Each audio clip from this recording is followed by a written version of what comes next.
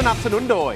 แอปวันดีคอนเทนต์จริตไทยเพื่อคนไทยดาวน์โหลดได้แล้ววันนี้เมื่อมีอาการไอมีเสมหะบรรเทาด้วยยาน้ำแก้ไอเด็กตรามิสเตอร์เฮิร์บ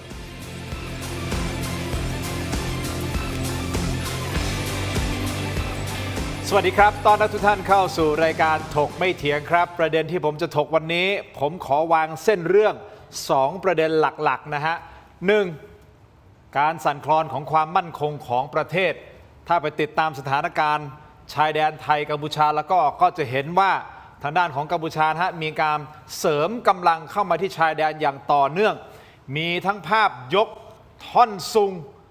ยาวกว่า2 เมตรโชว์พลังโชว์กล้ามนะครับคุณผู้ชมครับอันนี้คือประเด็นแรกเนื่องจากว่าพิกัดทางฐานไทยเนี่ยมันหลุดออกมาก็เลยมีการตั้งคำถามนะครับว่าเรื่องนี้ทำให้เพื่อนบ้านก็คือกัมพูชาเนี่ยกลับมาฮึกเหิมหนักหรือไม่นะถึงขั้นฮุนเซนลงมาสั่งการเองนะครับบอกว่าไอ้จุดอื่นๆนะไม่ต้องสนใจมาเติมกำลังในจุดนี้หน่อยคุณผู้ชมครับช่องตาเท่าตรงนี้ฮะคุณผู้ชมแล้วยังมีการโชว์ปืนใหญ่ต่อสู้อากาศยานแบบลำกล้องนะและยังมีอาวุธจากจีนเขาเอามาโชว์นะครับและมีการประกาศกล้าวบอกว่าจะเอามาสอยเครื่องบินรบ F-16 และ Gripen ของไทยให้ร่วงด้วยนะครับนอกเหนือจากเรื่องของความมั่นคงแล้วยังมีเรื่องของการเคลมฮะคุณผู้ชมไม่รู้เขาเคลมจริงหรือเปล่าแต่ว่ามันมีภาพที่เขาพานักท่องเที่ยวต่างชาติแล้วก็เอากระเป๋าหลุยส์วิตตองของฝรั่งเศสแล้วก็มาเทียบกับลายนะเขาบอกนี่หลุยส์วิตตองเนี่ยได้รับแรงบันดาลใจจากภาพสลักนางอัปสราที่นครวัดอีกด้วยเดี๋ยวมาขยายประเด็นนี้เพิ่มเติมนะครับนี่คือประเด็นหลักแรกส่วนประเด็นหลักอีกอันหนึ่งก็คือขั้วอำนาจวงการศรีกากีคุณผู้ชมที่จะมาถกกันในวันนี้ตอนนี้เขากำลังประชุมกันอยู่นะฮะเข้าใจว่าท่านประธานในพิธีคือท่านนายกรัฐมนตรีนี่แหละครับกับการเลือกเคาะชื่อผบตรหรือผู้บัญชาการตำรวจแห่งชาติคนที่16ของประเทศไทยมีทั้งหมด4คนนะฮะ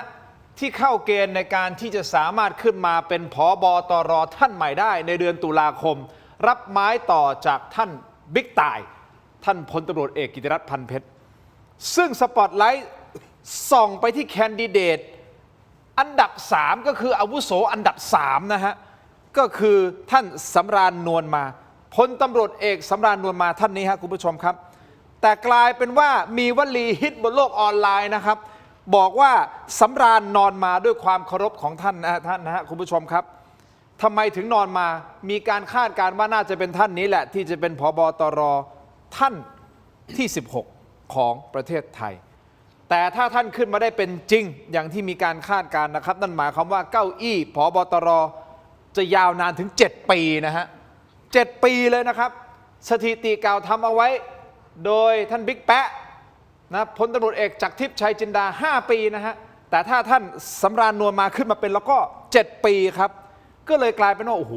ผบตรยาว7 ปีเนี่ยนั่นหมายความว่ารองผบตรนี่คือแทบจะหลับตาไม่ต้องคิดฝันว่าจะขึ้นเลื่อนขึ้นมาเป็นผบตรนะ7 ปีเลยอะนี่คือเลือกจากผลงานเลือกจากความอาวุโสหรือเลือกจากตั๋วการเมืองอยู่เบื้องหลังกันแน่วันนี้จะมาเคลียร์ทุกประเด็นนะครับเคลียร์ให้ชัดนะฮะคุณผู้ชมครับมาแล้วฮะกับ2 ท่านครับท่านหัวหน้าพรรคเศรษฐกิจนะครับท่านพลเอกรังสีกิติยานทรัพย์ครับสวัสดีครับสวัสดีครับสวัสดีท่านนะครับนักวิเคราะห์การเมืองอิสระนะครับและอดีตสสนะครับคุณเทพไทยเสนาพงศ์ครับสวัสดีครับคุณเทพไทยครับขอบคุณทั้ง2 ท่านที่ให้เกียรติรายการถกไม่เถียงผมขอไปประเด็นกัมพูชาก่อนเลยนี่เป็นประเด็นเรื่องของความมั่นคงของประเทศที่อยากจะให้คุณผู้ชมและ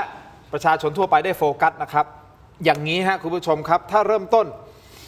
เราต้องบอกมันมีสำนวนใช่ไหมครับบอกรู้เขารู้เรารบ100 ครั้งชนะ100 ครั้งถามตรงๆเหอะประโยคนี้มันยังใช้ได้อยู่นะครับคุณผู้ชมแต่ที่น่ากังวลคือตอนนี้กลายเป็นว่าเขารู้เรามากเกินไปหรือเปล่าจุดเริ่มต้นอาจจะมาจากเหตุการณ์ที่มันมีภาพพิกัดแผนที่นะครับฐานของทหารไทยเนี่ยมันหลุดออกไปทำให้ฝ่ายกัมพูชาเนี่ยหลุดออกมาเหรอกัมพูชาก็ไม่รู้จริงเท็จแค่ไหนเขาก็ลุยเลยลุยก่อนนะครับเสริมกำลังเป็นการเร่งด่วนซึ่งภาพความเคลื่อนไหวล่าสุดที่เราเห็นนะฮะคุณผู้ชมเอาภาพขึ้นมาได้นี่ฮะคุณผู้ชมมีการยกท่อนซุงต่างๆนั่นก็คือทหารกัมพูชาจากหน่วยกองพันแทรกแซงที่1เป็น ซึ่งเป็นกองร้อยเคลื่อนที่นะฮะเคลื่อนที่เร็วโชว์ความแข็งแกร่งครับแบกท่อนสูงยาวกว่า 2 เมตร เพื่อนำไปสร้างฐานที่มั่นใหม่บริเวณช่องตาเท่าซึ่งติดอยู่กับชายแดนเขาพระวิหารครับยังมีภาพต่อมาอีกครับกองพันแทรกแซงที่ 3 และ 128 มีการนำรถอีแท็กขนโครงเหล็กและตู้เชื่อมขนาดใหญ่ครับมุ่งหน้าที่จะไปสร้างฐานที่ช่องสัตตโสมครับโดยมีรายงานวงในบอกว่าสมเด็จฮุนเซนนะครับถึงกับออกคำสั่งเองเลยบอกว่าให้พักจุดอื่นเอาไว้ก่อนไม่ต้องสนจุดอื่นระดมสรรพกำลังมาสร้างฐานและเสริมแนวชายแดนตรงนี้ให้เร็วที่สุดคำถามครับคุณผู้ชมท่านพลเอกรังสีครับเอาแหละแผนที่แน่นอนแหละหลุดออกมาอะไรยังไงอันนั้นอีกเรื่องหนึ่งนะครับแต่ประเด็นคือถ้ากัมพูชาเขาจับเอาตรงนี้และมาเสริมกำลังเข้ากับแผนที่เขาเข้าใจว่าน่าจะเป็นของไทยที่หลุดออกไปนี่นะฮะอันนี้มันสร้างความได้เปรียบเสียเปรียบกับไทยอย่างไรคือแบบนี้ผมขอย้อนคำพูดที่คุณทินพูดก่อนว่ารู้เขารู้เราลบ100 ครั้งชนะ100 ครั้งรู้เขาไม่รู้เราลบ100 ครั้งชนะ50 ครั้งไม่รู้เขาไม่รู้เราลบ100 ครั้งแพ้100 ครั้งผมเชื่อว่าไอ้ฮุนเซนมันอยู่ในอันที่3เนี่ยอันที่3ใช่มันคงไปดูซุนวูแบบดูผ่านๆก็ดูเนี่ยมันแบกอะไรแบกท่อนไม้มันเกี่ยวอะไรกับไอ้มันรู้แผนที่เอาไปสร้างฐานไงให้ใกล้ๆกับรู้แล้วเขาอยู่ตรงไหนไปสร้างแล้วมันรู้ได้ไงว่าเราจะทำไอ้ตรงช่องสัตตโสมมันช่องตาเท่าเขารู้ได้ยังไงใช่ไหมใช่เพราะว่ามันจะเอาแผนที่ที่หนังสือพิมพ์ฉบับหนึ่งของประเทศไทยออกมาเป็นบรรทัดฐานในการปรับแผนมันโง่สิ้นดีแล้วเกิดเป็นข่าวลวงทำไงก็จริงอ้าวถูกไหมแต่เขาเสริมแล้วไงในมุมของเขาเข้าใจว่านี่คือของจริงอย่างที่ผมบอกว่ามันไม่รู้เขาไม่รู้เราตามที่ซุนวูเขาพูดคือมึงลบ100 ครั้งก็แพ้100 ครั้งไอ้คุณเซนแต่การที่เขาบอกให้หยุดจุดอื่นแต่มาเติมกำลังในจุดนี้ไม่ผมก็งงว่ามันจะแบกท่อนไม้มาเพื่ออะไรผมถามไงเอามาสร้างฐานไงท่านมันโชว์ความแข็งแกร่งจะโชว์ความแข็งแกร่งได้คนมาแบกเห็นภาพอย่างนี้นะมันก็สู้ไทยไม่ได้อยู่แล้วไทยเลยจะแบกให้มันเมื่อยบ่าทำไมเราก็เอารถ6 ล้อขนเนี่ยแมคโครยกแล้วมันเนี่ยคุณดูขนเนี่ยเอารถอีแตนมาขนนะรถอีแท็กอีต็อกอะไรก็มันเนี่ยของเราโอ้โหโทรถดำมาลงคือมันห่างกับฟ้ากับเหวการจัดการการบริหารจัดการเนี่ยอันนี้เนี่ยผมว่ามันเล่นตลกเพราะฉะนั้นกลับมาที่ท่านรังสีพูดก็คือว่าสุดท้ายถ้าเขาจะไปเชื่ออะไรที่มันหลุดออกมาซึ่งเราก็ไม่รู้นะอาจจะเป็นการลวงออกมาหรือเปล่าเราไม่รู้นะแต่เขางับตรงนี้มาแล้วทำนี่แสดงว่าเขาก็แสดงว่ามันเป็นคนที่ไม่มีความรู้เลยโดยเฉพาะเรื่องเขาเรียกว่าตำราพิชัยสงครามแบบสมัยก่อนเขามีรับลวงพางสมัยนี้ก็มีรับลวงพางแล้วมันมั่นใจไงไอ้แผนที่ได้ปล่อยออกไปเนี่ยเป็นของจริงเป็นผมถ้ามันเป็นคนมีความรู้แล้วมันมาทำคอนเทนต์ด้วยการเอาคนมาแบกสูงเพราะว่ามันรู้แผนของเราคุณว่ามันเข้ากันไหมเป็นดีกว่ามันไม่เมคเซนส์ใช่ไหมมันตะกะไม่ได้ใช่ไหมถูกมันก็วางแผนแบบคุณเซนคุณจะอะไรกับมันนะมันก็คงหมดมุกตอนนี้แล้วมันก็คงงงว่าเฮ้ยทำไมอยู่ดีไอ้ทางหนังสือพิมพ์ไทยเสือกให้ข้อมูลกูแบบนี้วะเรางับเลยเอาแน่นอนมันก็ต้องเพราะมันไม่รู้ว่ามันไม่มีข้อมูลตัวมันใช่ไหมแต่เป็นผมจะไม่เชื่อว่าโอ้โหแผนที่ในแผนที่ลบของเราอยู่ดีมันจะมาหลุดทางสื่อพิมพ์เป็นไปได้ยังไงผมถามแค่นี้นี่คือมุมของทหารนะมุมของประชาชนคนทั่วไปคิดว่า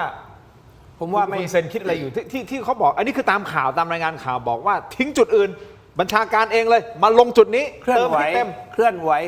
ปลุกขวัญกำลังใจสร้างความเตรียมพร้อมให้คนในชาติเห็นว่าตัวเองเนี่ยความพร้อมยังมีความพร้อมจะสู้กับประเทศไทยอันนี้ที่ถ่ายเนี่ยมันก็พาไปเล่นใน TikTok พาไปเผยแพร่เชอร์เซียนไปทำคอนเทนต์แบบท่านรังสีว่าแหละแล้วก็ไปโฆษณากันในประเทศของมันในประชาชนของเขาสุดท้ายก็คือย้อนกลับไปว่าไปทำคอนเทนต์ให้กับชาวบ้านเขาเองแล้วเราก็ไปส่องพวกส่องเพจของคำเห็นเนี่ยก็เลยมาขยายในประเทศไทยคืองานนี้เอาอย่างนี้ดีกว่าผมว่านะเขมรกับไทยเนี่ยนะไม่มีราคาเลยมวยไม่มีราคามาไม่มีชั้นเลยเราจะดูถูกกันขนาดนั้นไม่ได้ดูถูกหรอกเอาจริงๆการต่อสู้เนี่ยนะเราไม่ได้สู้กับเขมรครับคือรัฐบาลไทยต้องคิด ว่าถ้าจะสู้กับเขมรรอบนี้เนี่ยนะเราเอาประชาคมโลกเราเอาประเทศเพื่อนบ้านเนี่ยมาล้อมเขมรคุณดูดิตอนนี้เนี่ยที่มีปัญหาคือเขมรไม่มีอะไรไม่มีน้ำยาอะไรแล้ว ตอนนี้นะเงินก็ไม่มีแล้ว ครับ สแกมเมอร์ก็ไม่มีเอาไอคอนเซนเตอร์ก็เจ๊งคาสิโนก็แย่นักท่องเที่ยวก็ไม่มีผลผลิตการเกษตรก็ส่งออกไม่ได้ใช่ไหม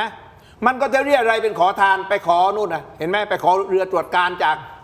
ญี่ปุ่นมาลำหนึ่งจีนลำที่ญี่ปุ่นให้มา 3.4 ล้านดอลลาร์แล้วก็ให้มาแต่เรดาร์ปืนอาวุธได้มาติดเรือรบไม่มีก็เหมือนกับเรือหาปลาปกติเรือประมงธรรมดานี่แหละใช่ไหม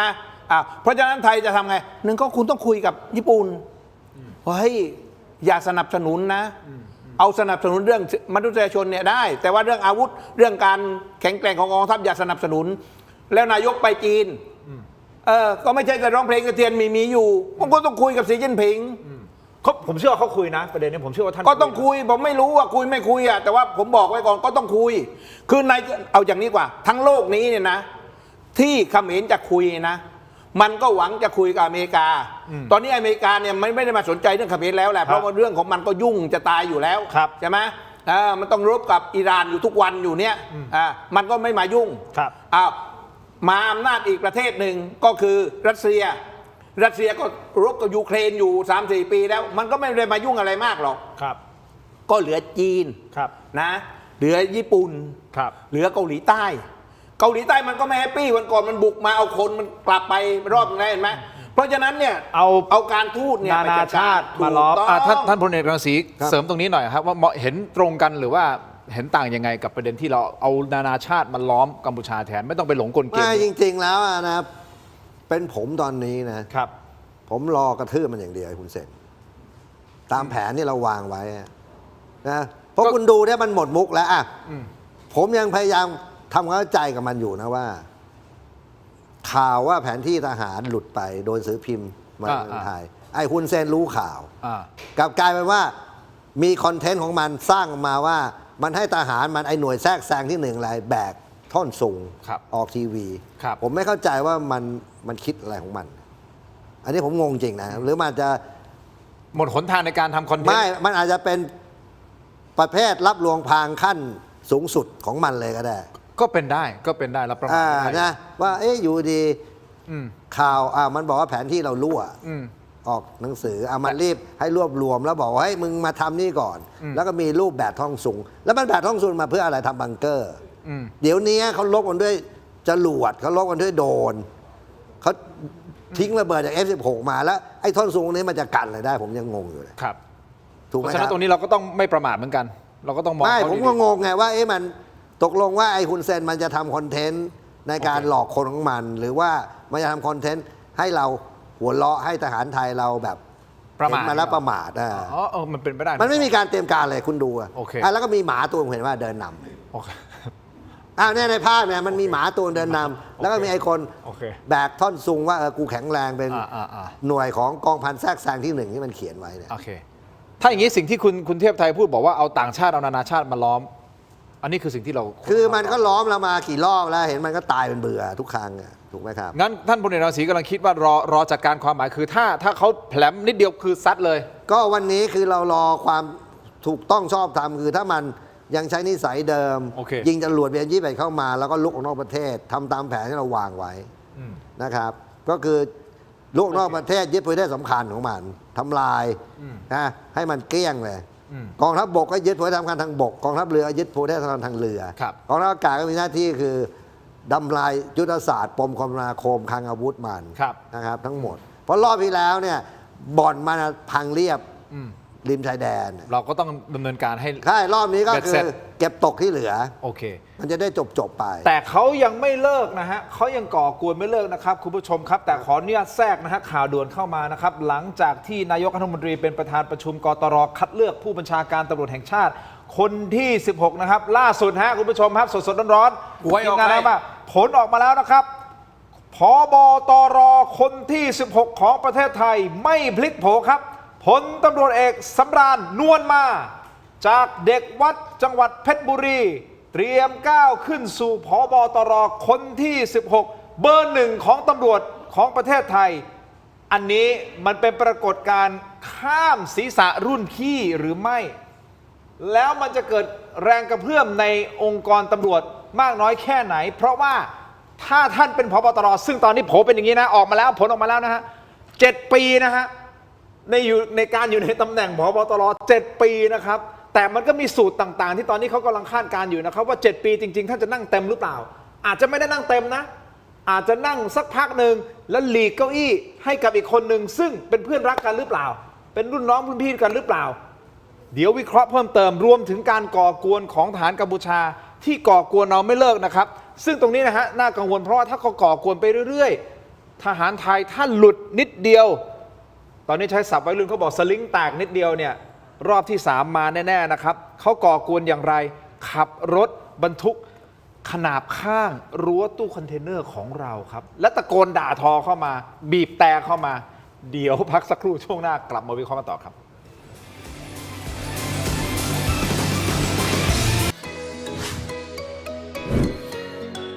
ทุกฝีมือล้วนมีคุณค่าร่วมเป็นส่วนหนึ่งในการช่วยชุมชนด้วยการสนับสนุนสินค้าจากศูนย์ส่งเสริมอาชีพคนพิการผ่านกระบวนการตัดเย็บที่ได้มาตรฐานพิถีพิถันในทุกขั้นตอนผ้าคละลายมีเอกลักษณ์เฉพาะตัวไม่ซ้ำใครสนใจสินค้าสั่งซื้อได้ที่เว็บไซต์และแอปพลิเคชัน Thailand Postmart ทำไมกลิ่นเหม็นอย่างนี้เนี่ย กลิ่นเหม็นแบบนี้ต้องจัดการด้วย Apps Urinol Apps Urinol ดับกลิ่นโถปัสสาวะเพื่อรสนิยมและภาพลักษณ์ที่ดีให้ห้องน้ำส่งตรงจากสวนเพชรบุรีถึงบ้านคุณ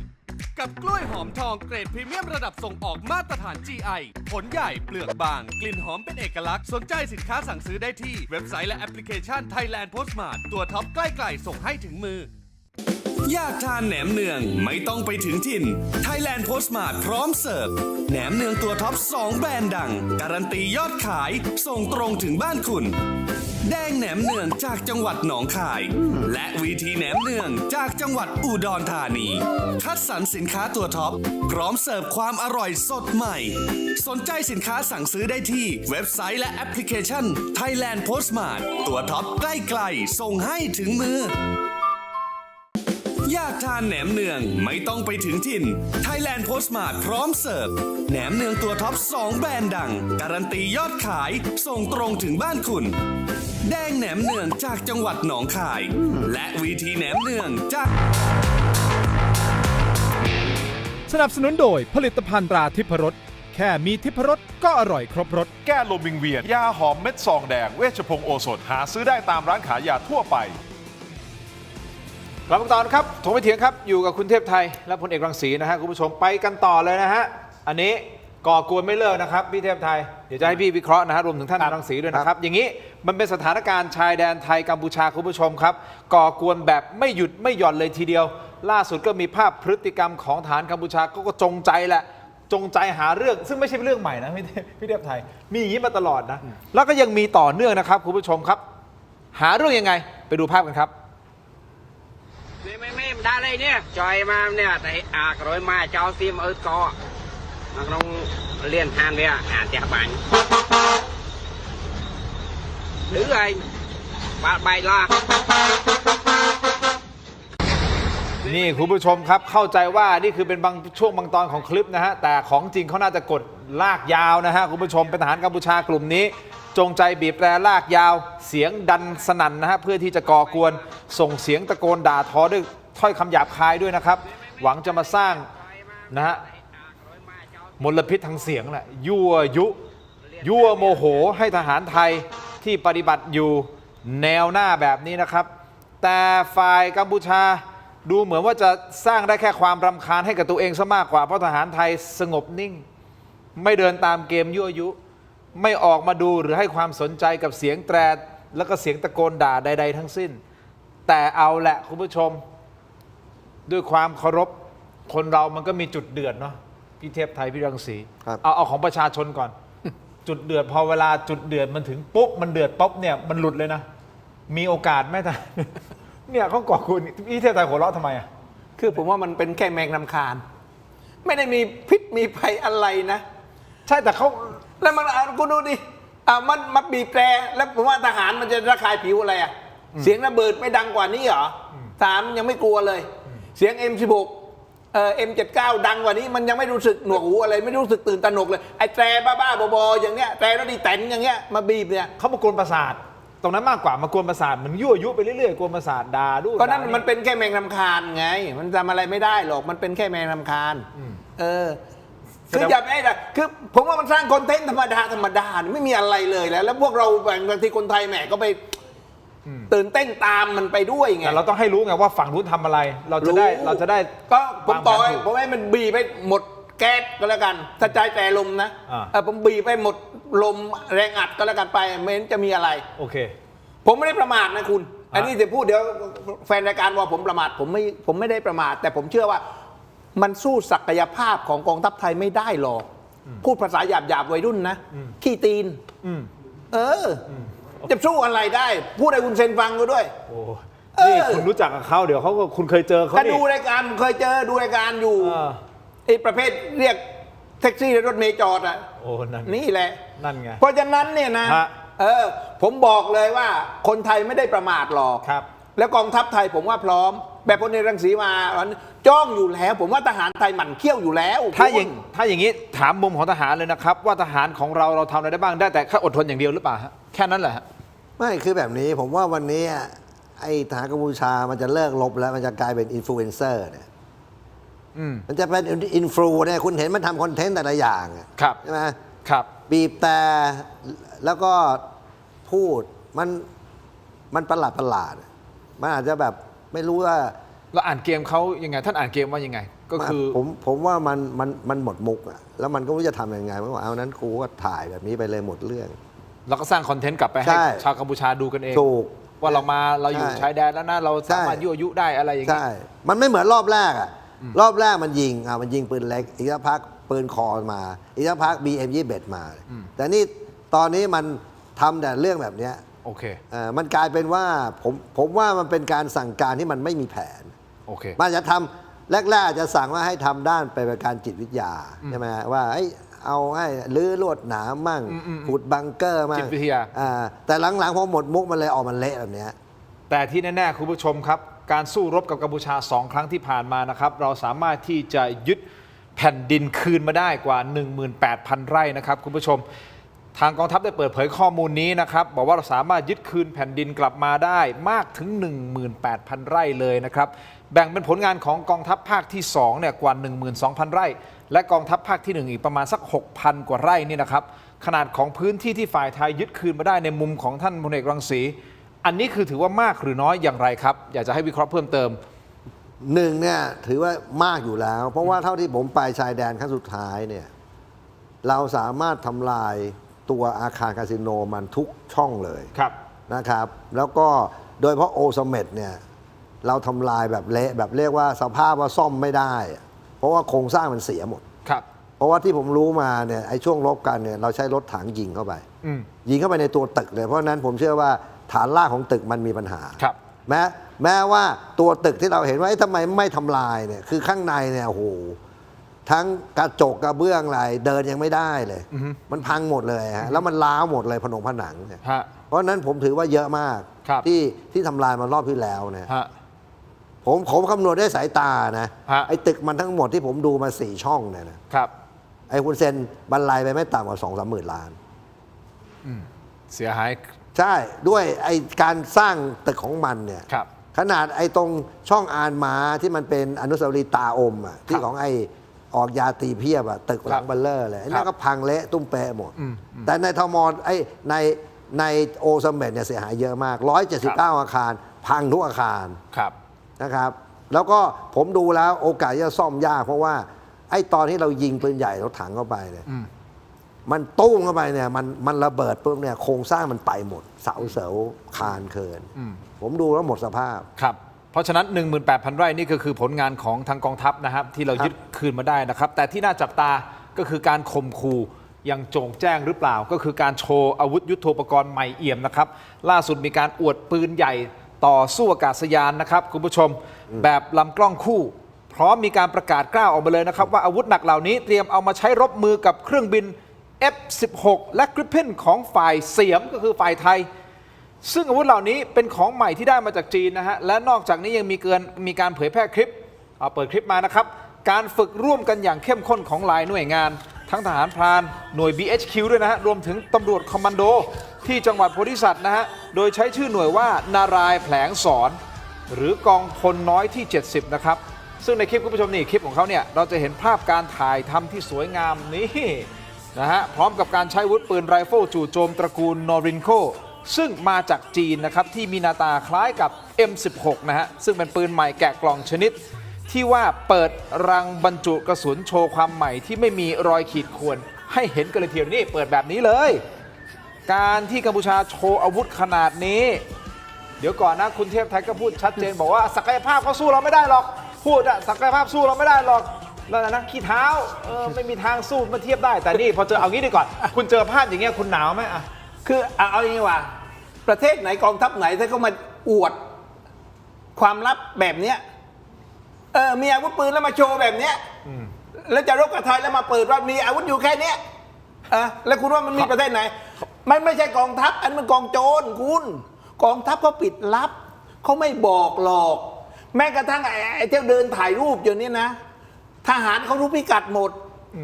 ใครทหารที่ไหนทหารไทยมีสักคนไหมที่มาถ่ายเป็นอินฟลูแบบท่านรังสีว่าเนี่ยมาถ่ายคลิปโชว์เนี่ยมีสักคนไหมผมว่านี่ก็ไปขังคุกขี้ไก่หมดทำรงวินัยหมดถ้าเป็นแบบนี้นะอันนี้มันจะเดินเล่นถ่ายรูปแล้วนี่มาโชว์มายิงไอ้นี่เนี่ยถ้าบ้านเรานะรอดอไอ้รอดอเนี่ยได้ไอ้เดนรอดอนะหรือฝึกชรบนะชุดรักษาหมู่บ้านเลยนะได้ไอ้อย่างเนี้ยเขาอาจจะโชว์แต่ทหารกองทัพเนี่ยนะเอาจริงเขาไม่โชว์หรอกคุณเห็นกองทัพไทยอวดอาวุธที่จะสู้รบไหมนอกจากวันเด็กนะวันเด็กในอวดอาวุธมีอันนั้นอวดวันเด็กแต่ว่าที่จะหาอาวุธที่จะสู้รบเนี่ยทหารไทยไม่มีทางแล้วคุณเอาแบบนี้นี่ผมต่อยมีสักรถ6 ล้อสักคัน2 คันบรรทุกมาเลยปืนขนาดนี้นะเจอ F16 เราลำเดียวนะอุ้ยเขามีปืนนี่ไงเขาบอกว่ามีปืนต่อสู้อากาศยานมันยิงเป็นนะยังมันยิงเป็นนะยังมีแต่ปืนอ่ะมันยิงเป็นนะยังอ่ะโถของเรานะมี F16 มีกิ๊บเป็นโถนั่นผมไม่ใช่ทหารนะเรียนแค่วป.เนี่ยตามพลเอกรังสีแล้วกันท่านพลเอกรังสีกังวลไหมฮะเขาเปิดภาพขนาดไม่คุณเอาไอ้ปตอเมื่อกี้กลับมาหน่อยปืนยิงอากาศยานหน่อยมาเปิดดูหน่อยภาพแรกใช่ไหมภาพแรกเลยอ่ะที่เขาบอกเนี่ยมันเป็นปืนผมว่าสมัยเดียวกับสงครามโลกครั้งที่ 1เลยเหรอเนี่ยจริงๆมันเก่าขนาดนั้นเลยผมจะสงสัยว่ามันออกภาพนี้ทำให้เราประมาทหรือเปล่าว่ามันมีอาวุธแค่นี้นี่ยิ่งกว่าหรือว่าเขากำลังหลอกเราอยู่สับขาหลอกให้เห็นว่ามีแค่นี้รุ่นเนี้ยนะยิ่งกว่ารุ่นปะการังเทียมรถถังรุ่นปะการังเทียมเก่ากว่าอีกนะเนี่ยไอ้แบบเนี้ยเราอยู่ในพิพิธภัณฑ์คุณเห็นว่ามันเป็นปืนคู่แล้วมันใช้มือหมุนน่ะแบบในหนังอ่ะแล้วเดี๋ยวนี้เขาใช้ GPS แล้วถูกไหมฮะเขาใช้หาเป้าโดยใช้เลเซอร์แล้วแต่ดูมันใช้รุ่นเนี้ยคุณดูดิแต่เขาบอกเขาจะมียิง F16 กับเรากิฟเพนของเราไงยิงนกให้ตายก่อนเนอะยิงนกให้ตายตัวก่อนเนอะผมงงเลยว่าทำไมมันยิ่งทำแล้วยิ่งเละไอ้ตัวคอนเทนต์มันเนี่ยหรือเขาทำคอนเทนต์นี้เพื่อให้คนในประเทศชาติเขาเสพไงแล้วเขาบอกโอ้โหเนี่ยพร้อมไม่หรือมันทำให้เราประมาทว่ามันมีอาวุธแค่นี้เป็นไม่ได้ใช่ไหมฮะนี่คิดในแง่แบบมุมกลับเลยนะใช่คิดในแง่แบบโอ้ยฮุนเซนนี่เดี๋ยวนี้มึงระดับโลกเนี่ยสามารถทำให้คนไทยแบบเห็นว่ามึงไม่มีอาวุธไอ้นี่มันรุ่นสงครามโลกจริงเนี่ยปืนคู่เนี่ยแล้วมันใช้มือหมุนไงแล้วมันยิงไม่ทันหรอกครับมันได้ยินเสียง F16 บินมานี่ตัวไปไหนแล้วก็ไม่รู้แล้วมันจะยิงอะไรเนี่ยผมยังงงอยู่เลยคือเอางี้ว่าผมบอกคุณนะครับตราบใดที่มันยังไม่มีเครื่องบินรบเนี่ยนะคุณไม่ต้องกลัวมันเลยคือถ้ามันมีเครื่องบินรบเนี่ยเราน่ากลัวเพราะว่าเดี๋ยวมันบินมาทิ้งตรงนู้นตรงนี้มันไม่ได้สนใจอะไรพวกนี้มันไม่มีวินัยมันไม่มีหลักในการรบอยู่แล้วไงวันก่อนเห็นไหมมันยิง BM21 มันยิงโรงพยาบาลมันก็ยิงไอ้พวกนี้เนี่ยแบบคนบ้ามีปืนไงแต่ว่าถ้ามันไม่มีมันมีแค่ไอ้รถไอ้ปืนสงครามโลกครั้งที่2ครั้งที่1เนี่ยนะ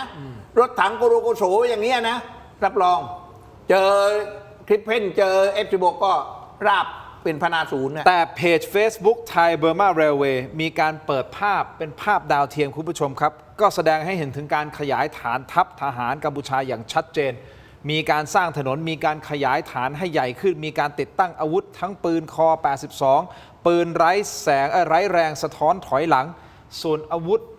นะครับยิงสนับสนุนที่อนุภาพรุนแรงก็มีการซ่อนพรางไม่ให้ดาวเทียมจับภาพได้อันนี้แหละฮะที่มันน่ากังวลหรือเปล่าคุณผู้ชมและยังมีการโชว์ปืนที่ได้มาจากจีนอีกด้วยนะครับ Noriko Type 80 นี่นะฮะเป็นการซ้อมยิงปืนกลนี่นะฮะเดี๋ยวเราจะพักกันสักครู่สั้นๆนิดเดียวกลับมาขยายประเด็นนี้เพิ่มเติมรวมถึงการเคลมกระเป๋าหลุยส์วิตตองหมายถึงลายที่อยู่บนกระเป๋าหลุยส์วิตตองบอกว่าอันนี้แหละได้แรงบันดาลใจมาจากลายที่อยู่บนนะนี่รูปปั้นนางอัปสราที่กำแพงนครวัดพักสักครู่ครับช่วงหน้ามาขยายกันต่อรวมถึงประเด็นของผบ.ตร.คนที่ 16 ของประเทศไทยสักครู่เดียวครับ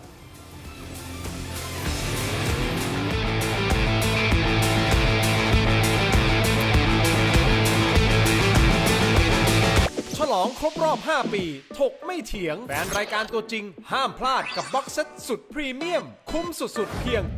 799 บาทคุณจะได้รับไอเทม 4 รายการ 1. เสื้อรุ่นประวัติศาสตร์ 2. ลายเซ็นจากผมถิ่นโชคกมลกิจ 3. ยาดมสมุนไพรอุ้ยอันโอสถรุ่น Limited Edition และ 4. สติกเกอร์เซ็ตสุดกวนเอาไปแปะให้สะใจสั่งซื้อด่วนวันนี้ส่งฟรีได้ร่วมทำบุญกับมูลนิธิบ้านพระพรรีบหยิบมือถือขึ้นมาสแกน QRโค้ดบนหน้าจอตอนนี้ได้เลยช้าหมดอดแน่นอน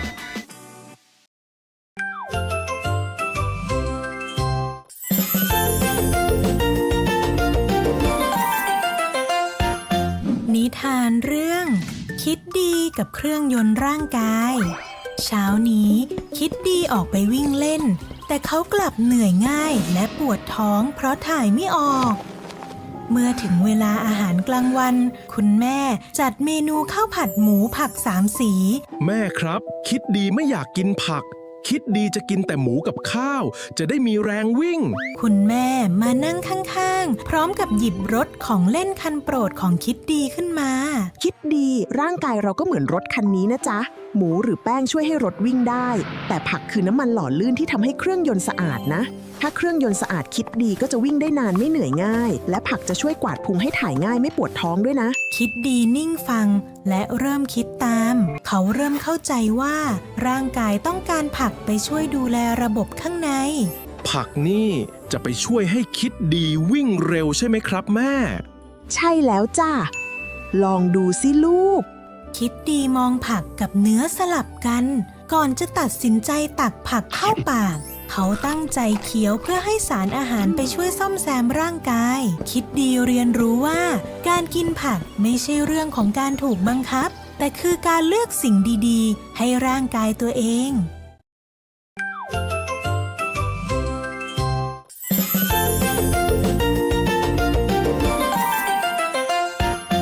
นิทานเรื่องคิดดีกับเครื่องยนต์ร่างกายเช้านี้คิดดีออกไปวิ่งเล่นแต่เขากลับเหนื่อยง่ายและปวดท้องเพราะถ่ายไม่ออกเมื่อถึงเวลาอาหารกลางวันคุณแม่จัดเมนูข้าวผัดหมูผัก3 สีแม่ครับคิดดีไม่อยากกินผักคิดดีจะกินแต่หมูกับข้าวสนับสนุนโดยอาหารแมวเหมียวเหมียวอร่อยมีประโยชน์ถูกใจเหมียวกลับมากันต่อนะครับคุณผู้ชมถกไม่เถียงในช่วงนี้ครับยังอยู่กับคุณเทพไทยเสนพงศ์นะฮะรัฐมนตรีรังสีกิติยานทรัพย์นะครับคุณผู้ชมเอาละเปิดภาพดาวเทียมมาอีกทีหนึ่งนะฮะขอบคุณเพจ Facebook Thai Burma Railway นะครับมีการเผยภาพดาวเทียมที่เห็นถึงการขยายฐานทัพทหารกัมพูชาอย่างชัดเจนโดยเฉพาะที่ฐานบริเวณเขาประสิทธิโสมีการสร้างถนนนะครับมีการขยายฐานให้ใหญ่ขึ้นมีการติดตั้งอาวุธนะฮะหลายอย่างเลยและยังมีอาวุธยิงสนับสนุนที่มีอานุภาพร้ายแรงรุนแรงมีการซ่อนพรางไว้ไม่ให้ดาวเทียมจับภาพได้ด้วยนะฮะซึ่งการตึงกำลังด้วยอาวุธหนักระดับนี้นี่คือการเตรียมพร้อมสู้รบแบบเต็มรูปแบบใช่ไหมครับท่านพลเอกรังสีวิเคราะห์หน่อยครับไม่ฮะคือแบบนี้การตั้งฐานแบบนี้นะการที่มันขุดหลุมรถถังเนี่ยแสดงว่ามันใช้รถถังเป็นฐานยิงปืนคอของมันที่ตั้งอยู่ทั้งหมดเนี่ยมันเหมือนกับเป็นการตั้งรับมากกว่าคือไม่มีนโยบายลุกเข้ามาประเทศไทยตั้งรับนะฮะใช่ ผมดูการวางกำลังของมันเนี่ยถูกไหมฮะมันวางอยู่บนพื้นที่สูงข่มก็หมายความว่ามันจะยิงทำลายเราอะแต่ว่ามันไม่ได้เคลื่อนที่ไงแต่อันนี้ที่มันคุยว่ามันจะยึดแผ่นดินเรากลับมาตามที่ไอ้ฮุนเซนมันบอกกับพลเรือนมันใช่ไหมว่า อะไรที่เสียมยึดไปมันจะยึดคืนแล้วมันจะยึดยังไงผมไม่เข้าใจเพราะมันจัดกำลังแบบนี้นะครับคือมันวิเคราะห์ได้เลยว่าการจัดกำลังมันจะบ่งบอกได้ถึงเจตนาว่าเขาเจตนาอย่างไรคือรอบนี้ถ้าเราวิเคราะห์ดีๆเนี่ยฮุนเซนเนี่ยมันจะเน้นหนักไปทางเรื่องการทำคอนเทนต์ในการยั่วยุการเอากำลังพลมันมาทำการยั่วยุเราอย่างไอ้บีบแต่เมื่อกี้นี้มาลื้อลวดหนามอะไรแบบนี้ซึ่งมันก็เป็นมุกเก่าๆของมันใช่ไหมแต่ว่าที่มันไปคุยโม้คุยโตกับลูกกับพวกชาวบ้านมันนะว่าเดี๋ยวมันจะต้องเอาแผ่นดินคืนที่ไอ้พวกเสียมยึดไปหมู่บ้านหลังคาเขียวใช่แต่ผมหมู่บ้านหลังคาเขียวเนี่ยถูกแต่ผมดูแล้วเนี่ยการวางกำลังของมันเนี่ยมันไม่ได้ยึดคืนแล้วผมมองว่าวันนี้กัมพูชามันอ่อนแรงจริงๆนะครับเพราะว่าเราดูได้จากบริเวณช่องชายแดนทั้งหมดบริเวณปอยเป็ดอะไรเนี่ยมันเงียบกริบเพราะคือเศรษฐกิจมันพังหมดแล้วจากที่เราปิดด่านวันนี้มันก็เหลืออย่างเดียวคือมันก็หลอกประชาชนไปวันๆหนึ่งเพราะว่าผมก็เชื่อมันไม่พร้อมที่มันจะรบกับเราไอ้ฮุนเซนนะครับเพราะอาวุธที่จีนส่งมาที่ผมบอกมันก็มีแค่นี้แล้วมันจะมาลุกเอาดินแดนกลับมาผมยังมองไม่เห็นเลยนะครับถ้าอย่างนี้นี่คือมุมของท่านพลเอกรังสีนะครับแต่ตัดภาพมาที่คนที่เคยเจอฮุนเซนคุณเคยเจอเขาตัวเป็นๆเคยคุยกับเขาใช่ไหมใช่คุณคิดว่านี่คือเป็นแผนการโอเคตามไปสามัคคีกันอย่างเงี้ยอันนี้คุณวิเคราะห์ไงว่าอันนี้คือมาคือเอางี้ว่าเขาไม่ลบเราใช่ไหมเอาผมฟันตรงตรงนี้เลยสำนักเทพไทยไข่กระดูกเนี่ยนะฟันตรงไปเลยว่าครั้งที่3ไม่มีไม่กล้าเอาแล้วกันไม่กล้าแย้มก็แล้วกันทำไมถึงคิดอย่างนี้ครับก็พลเอกรังสีก็บอกแล้วมันอ่อนล้ามันไม่มีอะไรแล้วแหลมมาเราพร้อมแล้วเราก็กัดฟันอยู่หมั่นเขี้ยวมันจะตลอดเจ้าคืนอยู่ให้สะสมอยู่แล้วมันจะกล้าไหมล่ะแล้ววันนี้เนี่ยเรายึดไป10,000 กว่าไร่เนี่ยนะเป็นน้ำก็เรียกเป็นน้ำแทงอกของมันนะแทงหัวใจมันนะมันไม่รู้ทำไงคุณเห็นอุลมาเน็ตไหมเรียกร้องให้เจรจาเรียกร้องให้เจรจาเพื่อที่จะเอาดินแดนคืนไทยเราก็ไม่ยอมเจรจาเพราะก็ตกลงกันแล้วนี่ว่าหยุดตรงไหนก็คือตรงนั้นที่ของเราไงมันก็ยึดแล้วเรื่องอะไรเราจะไปเสียเปรียบไปถอยร่นมาอีกอะไปยึดแผนที่ทำไมไม่ต้องเจรจาไม่ต้องเจรจาอย่างนี้มึงแหลมมากูฟาดไม่กล้าหรอกก็แสดงว่าเราจะอยู่อย่างนี้ไปเรื่อยๆด่านก็ปิดไปก็มันบอก500 ปีมันอยู่ได้นี่ก็ลองดูดิให้มันตายไปซะก่อนคือไม่มีอะไรหรอกตอนนี้มันหาเสียงปีหน้ามันจะเลือกตั้งแล้วลูกมันจะเลือกตั้งมันก็ปลุกระดมกับคนกับมวลชนมันก็พูดได้เฉพาะพลเรือนเนี่ยไอทหารไอ BSQ อะไรของมันเนี่ยที่ตอนเนี้ยก็หนีทัพจะไม่มีตังจะจ้างมันอยู่แล้วจะหนีออกกันอยู่แล้วคุณไอ้นี้เนี่ยมันหาเสียงกายพวกอพยพที่มายึดในหนองจานแล้วก็ไล่ออกแล้วไปสร้างกระต๊อบขนำให้มันน่ะแล้วมันก็หาเสียงปลุกระดมเนี่ยแล้วมันจะไม่ปลุกระดมไงเขาหนีมาพามาแล้วจะบอกว่าผมยอมแพ้แล้วครับอย่างนี้มันจะได้คะแนนไงมันก็ต้องบอกว่าเดี๋ยวจะเอาคืนเอาที่คืนก็สร้างกระแสไปเรื่อยไงเพราะมันจะเลือกตั้งไงเดี๋ยวก็พอเลือกตั้งแล้วมันแพ้จะทำไงใช่ไหมล่ะเพราะฉะนั้นเนี่ยผมว่านะเรื่องนี้ไม่รู้แหละผมยังให้เครดิตกับกองทัพไทยผมว่ากองทัพไทยส่งสัญญานุภาพมากงานนี้เนี่ยผมบอกคุณอนุทินนะกองทัพคุมเชิงทางการทูตให้ทูตเสียศักดิ์เขาเก่งอยู่แล้วเสียศักดิ์เขาระดับมืออาชีพอยู่แล้วเจรจาทำการเมืองระหว่างประเทศให้ได้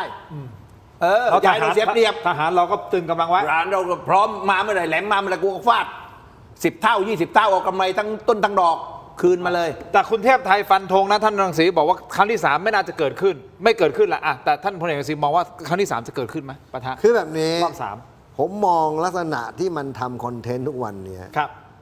มันจะหลอกประชาชนของมันเพื่อหาเสียงเลือกตั้งไงกับอีกอันหนึ่งก็คือว่ามันหลอกเราถ้าเราคิดอีกมุมถ้าคิดมุมกลับคือคิดแบบไม่ประมาทนะว่ามันโชว์อาวุธแต่ละอย่างของมันนี่คือมันไม่มีประสิทธิภาพที่มันมาลบกับเราเลยแต่อันนี้ที่ผมบอกเราก็ต้องเตรียมการไว้นะครับเมื่อไหร่ที่มันเปิดเผยของจริงคือยิงจรวดมาเหมือนเดิมอาจจะใช้ PSL-03 IM-70 หรือ BN-21 ตอนนี้เราก็ยังใช้แผนเดิมของเราคือลุกออกนอกประเทศลบกับมันยึดประเทศสำคัญมันทำลายมันสิ้นซากรอบนี้แม้ว่ามันจะทำคอนเทนต์อะไรก็ช่างแต่ผมเพิ่งบอกว่าไอคอนเทนต์ของมันรอบนี้แปลกๆครับก็ที่ผมบอกคนแบกซุงมีหมาเดินน โอเค ขับรถ อันนี้ต้องคิดลึก ขับรถเรียบตู้คอนเทนเนอร์บีบแต่แล้วก็ด่าเสร็จแล้วก็มาวางนะฮะอาวุธไว้ตามบริเวณที่สูงข่มโดยที่ไม่ได้เชิงลุกตามที่มันพูดโอเค มันพูดว่าเดี๋ยวมันจะยึดแผ่นดินคืนที่เรายึดมันไป คุณผู้ชมนี่คือการตั้งข้อสังเกตของการทำคอนเทนต์ในช่วงหลังนี้ของกัมพูชานะครับเดี๋ยวขออนุญาตคุณผู้ชมสแกน QR Code หน้าจอตอนนี้ไปที่ออนไลน์ของเราเทโรดิจิทัลใน YouTube Facebook ถกไม่เถียงนะครับยังมีประเด็นเรื่องของกระเป๋าหลุยส์วิตตองนะที่ทางกัมพูชานะหนึ่งในไกด์นะครับที่พาชาวต่างชาติแล้วก็มาเปรียบเทียบกระเป๋าลายบนกระเป๋ากับลายนะบนเสื้อผ้าของนางอัปสราที่กำแพงนครวัดแล้วก็บอกเหมือนแบบว่าเฮ้ยนี่ไงเขาแรงบันดาลใจจากกัมพูชาในการสร้างแบรนด์ระดับโลกหลุยส์วิตตองฮะเดี๋ยวกลับมาวิเคราะห์กันต่อในช่วงออนไลน์รวมถึงคุณอนุทินชาญวีรกูลในฐานะที่ท่านเป็นประธานคณะกรรมการข้าราชการตำรวจหรือกตรเดินลงมาด้วยสีหน้าท่าทางยิ้มแย้มแจ่มใสหลังจากที่โหวตนะฮะเลือกผบตรคนที่16ของประเทศไทยโดยไม่พูดอะไรกับนักข่าวแค่โบกมือยกสัญญาณบอกเตรียมฟังแถลงเท่านั้นวิเคราะห์กันต่อในช่วงออนไลน์ขอบคุณทั้งสองท่านในรายการถกไม่เถียงทางทีวีครับขอบคุณครับเจอกันในออนไลน์ครับถกไม่เถียงครับสวัสดีครับ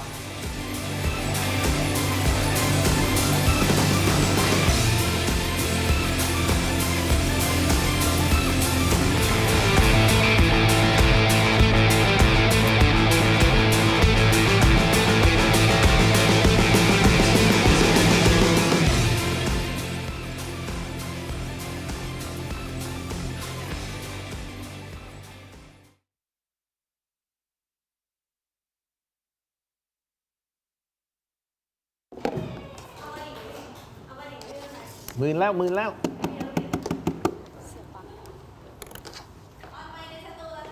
ออนไมค์ในสตูดิโอคุณผู้ชมทุกท่านครับ ติดตามกันต่อนะครับถกไม่เถียงในช่วงของออนไลน์เดี๋ยวให้คุณผู้ชมทุกท่านช่วยกดไลค์กดแชร์คอมเมนต์กันเข้ามานะครับอยากถามอะไรทั้งสองท่านหรืออยากจะแสดงความคิดเห็นในแง่มุมไหนเรียนเชิญได้แล้วนะครับเรามาพูดคุยกันวันนี้หลากหลายประเด็นที่เราจะสรุป แน่นอนกัมพูชาเดี๋ยวเอาให้จบพอกัมพูชาจบเสร็จปั๊บเดี๋ยวจะไปผบตรซึ่งนอกเหนือจากคุณเทพไทยจะสามารถวิเคราะห์เรื่องของผบตรได้อย่างคมชัดแล้วนะฮะท่านพลเอกรังสีก็มีความคิดเห็นเหมือนกันในประเด็นนี้เพราะฉะนั้นคุณผู้ชมส่งข้อความทักทายกันเข้ามาได้อย่างต่อเนื่องมีคุณผู้ชมบางท่านบอกว่าเราจะอยู่กันอย่างนี้จริงๆเหรอประเทศนี้ประเทศไทยจะอยู่กันแบบนี้จริงๆเหรอคุณเบลล่าอินฟรานซ์คุณเบลล่าอยู่ประเทศฝรั่งเศสหรือเปล่าฮะคุณเบลล่าอินฟรานซ์2020จะไปพบคุณทักษิณน่ะจะไปพบคุณทักษิณน่ะคุณทักษิณอยู่เยอรมันคุณทักษิณเยอรมันแต่ว่าคนที่อยู่ฝรั่งเศสคือท่านร้อยเอกธรรมนัฐพรหมเผ่าก็ไปหาพี่นัทก่อนแล้วเห็นเขาบอกว่ามีการจีบกันในคอมเมนต์ด้วยเหรอฮะมีด้วยอ่ะมีคนดูเขาจีบกันเหรอครับจีบเทพไทยได้ครับจีบครับเชิญฮะเชิญครับคุณผู้ชมมาเราจะมั่วกันไปคุณผู้ชมพิมพ์อะไรเข้ามาผมบอกขอนิดนึงนะฮะคุณเทพไทยกับท่านรังสีท่านเทพไทยนี่เห็นคอมเมนต์ของท่านนะฮะเพราะว่าเราใช้ BrainTech Tri-Screen นี่คือจอเสริมสุดล้ำที่พร้อมทำงานได้ถึง4หน้าจอในเวลาเดียวกันนะครับกองเชียร์เข้ามาเลยครับแฟนคลับแม่ยกหัวคะแนนเราต้องเก็บค่าโฆษณาจาก BrainTech เพิ่มขึ้นนะฮะเพราะผมพูด 2-3 ครั้งละพร้อมไหมฮะพร้อมครับ5 4 3 2กลับเข้ามาครับถกไม่ถีในช่วงของออนไลน์คุณผู้ชมครับยังอยู่กันทั้งสองท่านนะฮะท่านหัวหน้าพรรคเศรษฐกิจครับท่านพลเอกรังสีกิติยานทรัพย์นะฮะและนักวิเคราะห์การเมืองอิสระต้องบอกว่าอิสระนะครับเพราะท่านบอกชัดเจนว่าอิสระผมไม่เข้าข้างใครใดทั้งสิ้นอะไรดีผมก็ว่าดีอะไรชั่วผมก็ด่าถูกต้องคือคุณเทพไทยเสรีพงศ์นะครับนักวิเคราะห์อิสระวงเล็บจริงๆด้วยนะจ๊ะและอีกขาหนึ่งของท่านคือเป็นเจ้าสำนักเทพไทยใครกระดกไม่รู้กระดกจริงหรือเปล่าโอ้ ไม่เชื่ออย่าลบหลู่แน่เดี๋ยวก่อนนะฮะนิดนึงนะฮะมีคนแซวมาท่านรังสีเขา เขาบอกเสื้อของพี่เทพไทยเนี่ย มาจีบมันเยอะ เป็นเสื้อเป็น กรีบมันเยอะ เป็น กรีบ เสื้อ เยอะ นี้เสื้อรุ่นเดียวกันกับคุณเฟิร์สสลัดมาชีนนะครับอย่าลืมเรื่องละเนี่ยนักร้องเนี่ยคุณแต่งตัวเหมือนเขาเลยนะอันนี้ ใช่ไหม อิเซมิยากินะฮะ โอเค แต่วัยรุ่นนะ